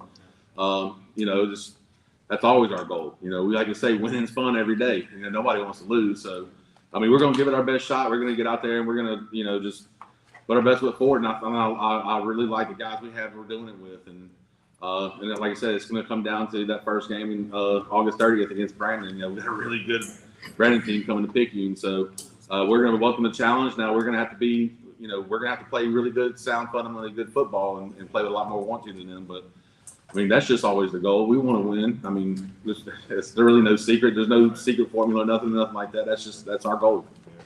You was just a caveat on what you were stating earlier. Like, the team last year didn't have the season they wanted, but like everybody knows that still was a state championship caliber team. And a few little things here and there probably move around. Y'all probably would have had that three-peat, I think. I thought they was gonna beat you, to be honest. Yeah, like I know you can't. Not taking any credit away from West Jones. That was a really good football team. And but I thought, you know, looking back, we still had a really good football team, and I think we have a really good football team going forward this year. Yeah. Coach, what every season comes with its shares of challenges. Can you share how you plan to handle adversity on and off the field this season? I mean, on and off the field, there's always. I mean, you know, we deal with knuckleheads every day, 15 through 18-year-old kids, you know. But this group is different. I really believe this group is different. They've been fun to be around since we got back in the weight room after that South State championship loss, and you know, they interact well with each other. It's like we always talk about being a family. They interact like a family. Now I'm lucky enough to have one I cook dinner for every night here on our football team, and so you know, it's that family aspect. It makes it a lot more fun. They hold each other accountable. And so, like I said, it's not just on the field; it's off the field. You know, one of our leaders is here with us tonight, and he's probably one of the bigger influences on the team. Besides, you know, it's a player-led team. I really believe that. So, I don't think we have to necessarily worry about the off-the-field issues because everybody hold each other accountable. Yeah. Your community engagement. Can you speak on that? It's great. I mean, just, you know, I don't know if y'all seen any new pictures on Facebook. We're getting a new field house. Hopefully, be in it pretty soon. Just the buzz around Picayune football for the last 3 or 4 years has been great. It's always been great. I mean, it's been there. It's kind of taken a new level. It's brought it to a new level. So I think everybody's excited about getting football season here and getting it started. You know, we always going to have high expectations, and I think our community has high expectations for us, and we're trying not to let them down. So that we're going to give everything we got every Friday. Definitely. Lastly, Coach. I know you don't like to measure wins and losses, but how do you measure success beyond your wins and losses? I mean, we know we try to get 1% better every day. As long as we're getting better at something every day, to me, that's being successful. You know, just watching these guys like move on to after high school, become husbands, fathers, great members of our community. that's success to me. It doesn't have to mean a dollar sign or anything like that. It's what are you doing to give back? How are you, are you raising a family, or are you a strong believer in your faith? And that's, to me, that's success. And I think that's what football teaches people that they don't understand, is how you can use those tools you learn in football to be successful in life after the game. But we're no matter what we do, I'm trying to be a better father, better husband, better Christian every day, 1% better every day. And I know our guys are trying to be better at whatever they're doing, 1% better every day. So, like I said, that's, to me, that's success. As long as you're finding a way to make yourself better, the people around you better, then that's where I see it going. All right. Appreciate you, Coach. Man, we ain't gonna hold you. Y'all got a long drive all the way back to Picayune. We're gonna get these fine young men up here. We can talk to them. Fine specimen athletes that y'all done put together over there in Picayune, man. Appreciate you, Coach. Thank you.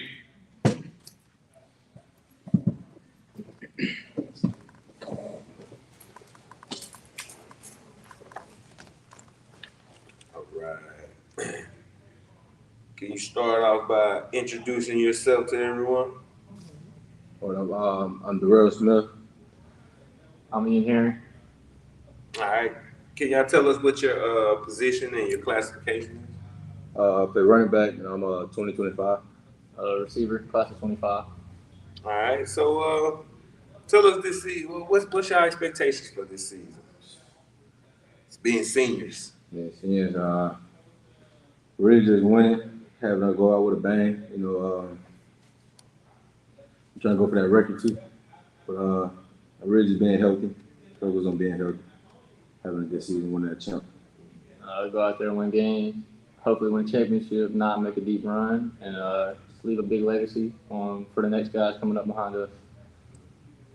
What was the off season like for you guys? Like, was it relaxed, fun? It was rigorous. A lot of work. Straight to work. Yeah, that's pretty much our mantra though, man. Like, it's nothing easy. Everything y'all got, y'all blue collar men in the making, and Coach instilling that in y'all, and that's just the way that y'all come off, man. It's just grit that I ain't never seen before, hardly, man. So, can you explain what is it like, to be that maroon tide? Like, what it mean to represent that across your chest? It's not easy. It's you got to be ready to work every day, and you got to push the guy next to you, and be willing to be pushed, and just come to work every day and get better. Yeah. Oh yeah. I feel like it's all a family. We're all a brotherhood, and I think that's what makes it so great. Our chemistry. So playing for us is just like playing for like your brother or anybody that's close to you. Okay. What you said you're going for that record? What record you going for? KMT record. Oh, you going there? Oh, you going at 2,000 yards? Gatorade Player of the Year. Yeah. That man had had a great season. Yeah, one of the best in state, probably national history, man. Like, you want that? Yes, sir. It's feasible. It's feasible. I ain't doubting it, not one bit. I know you can do it. Cam just was. Yeah, he's a dog. He was special. Like y'all running back university, man. Y'all keep one in the clip, man. And every running back y'all got come through, I know for the last 6-7 years have been successful. All of them, even the backups. I remember when you was JV. Y'all was still good, and they always say, "Oh man, got one coming up right behind him, man. One coming up right behind." Now you here doing that, man, and then I know you a receiver. They don't throw the ball much, man. But I know you probably gonna be open like a Waffle House if they do. Every time. Every time, man. That's the thing always about open. and that's the thing about the receivers, the receiver that picking you. When y'all number is called, y'all ready. Yeah. Every time, man. I done been on the end of like watching y'all play, and you gonna eat that run up all day till you hit that play action. Brady was the best at it, man, with that left hand play action, man. Then next day you come up there and hit you up the top, man. Yeah. Like after Chris and everybody else done soften y'all up, man. Like that's football. Like that ain't the flashy new football. That's old school football, man. And that's what I think y'all identity is. Is it that, or do you think it's changed? I mean, I think Pickens' identity is running the football. They've been doing that for since we was in our dead twinkles in our dead eyes. Yeah, I wasn't in a lot. That's what Cody said. You ask Cody pass the ball, he'd be like, "You don't need to." Like, yeah. Oh, he gonna tell you. I think one day he made a post out there. He shared. He was like, "Feel like it's a great day to run the football." Like just random stuff. That just lets you know I'm running that ball, man. Between him and Coach Fat, man, you know for a fact they're gonna run the ball. All right, so what's some surprises this year that y'all are looking forward to, like on y'all schedule? Like, what's some games y'all got circled besides the first one?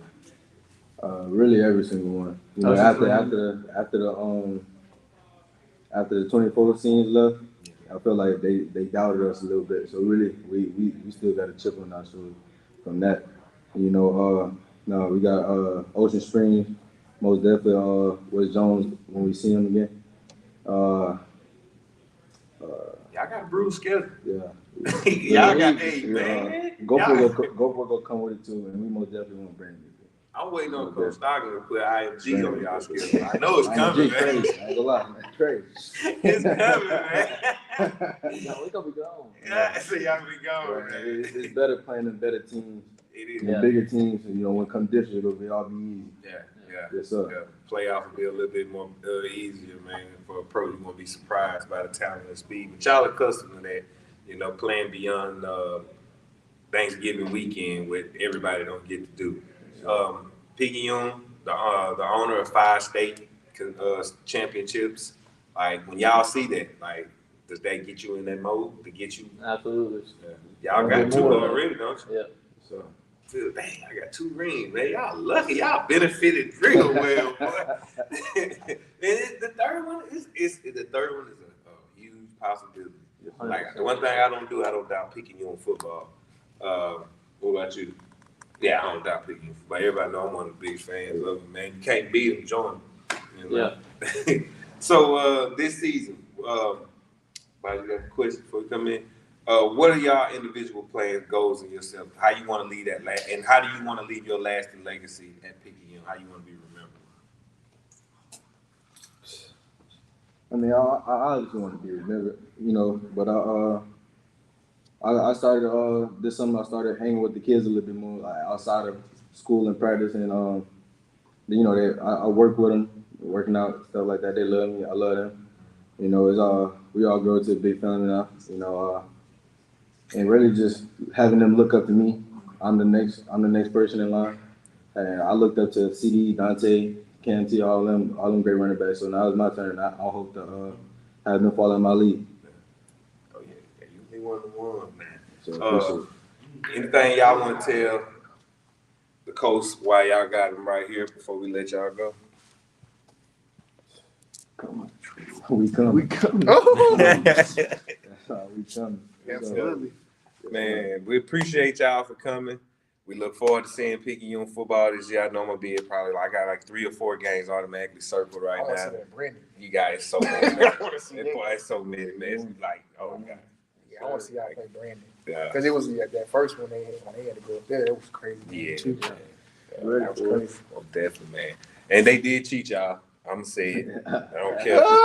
They cheated y'all, and we ain't gonna let that go because they took away a historical streak from us, man. Come on, when they played the team. Yeah. We need to push to the association. Hey, we need interviews. we need replay, man. That was clearly he was not. Right, man. It's all good. Appreciate y'all, man. And Ball T Fall this year, man. Y'all already immortal in y'all city. Y'all champions, man. 2 times, you know. And that's hard to say. Very hard. Everybody can't say that, man. Appreciate y'all, man. Thank y'all for coming, man. No problem. All right. Y'all have a blessed day, man. Appreciate y'all. Long drive back, bro. I'm telling you, that drive. About 45. This man All right, man. That's a wrap. 2024 SMACM Athletic Meeting Day. We'll see y'all next year. Oh, you let it go? Let it go? I had a lock in. Yeah.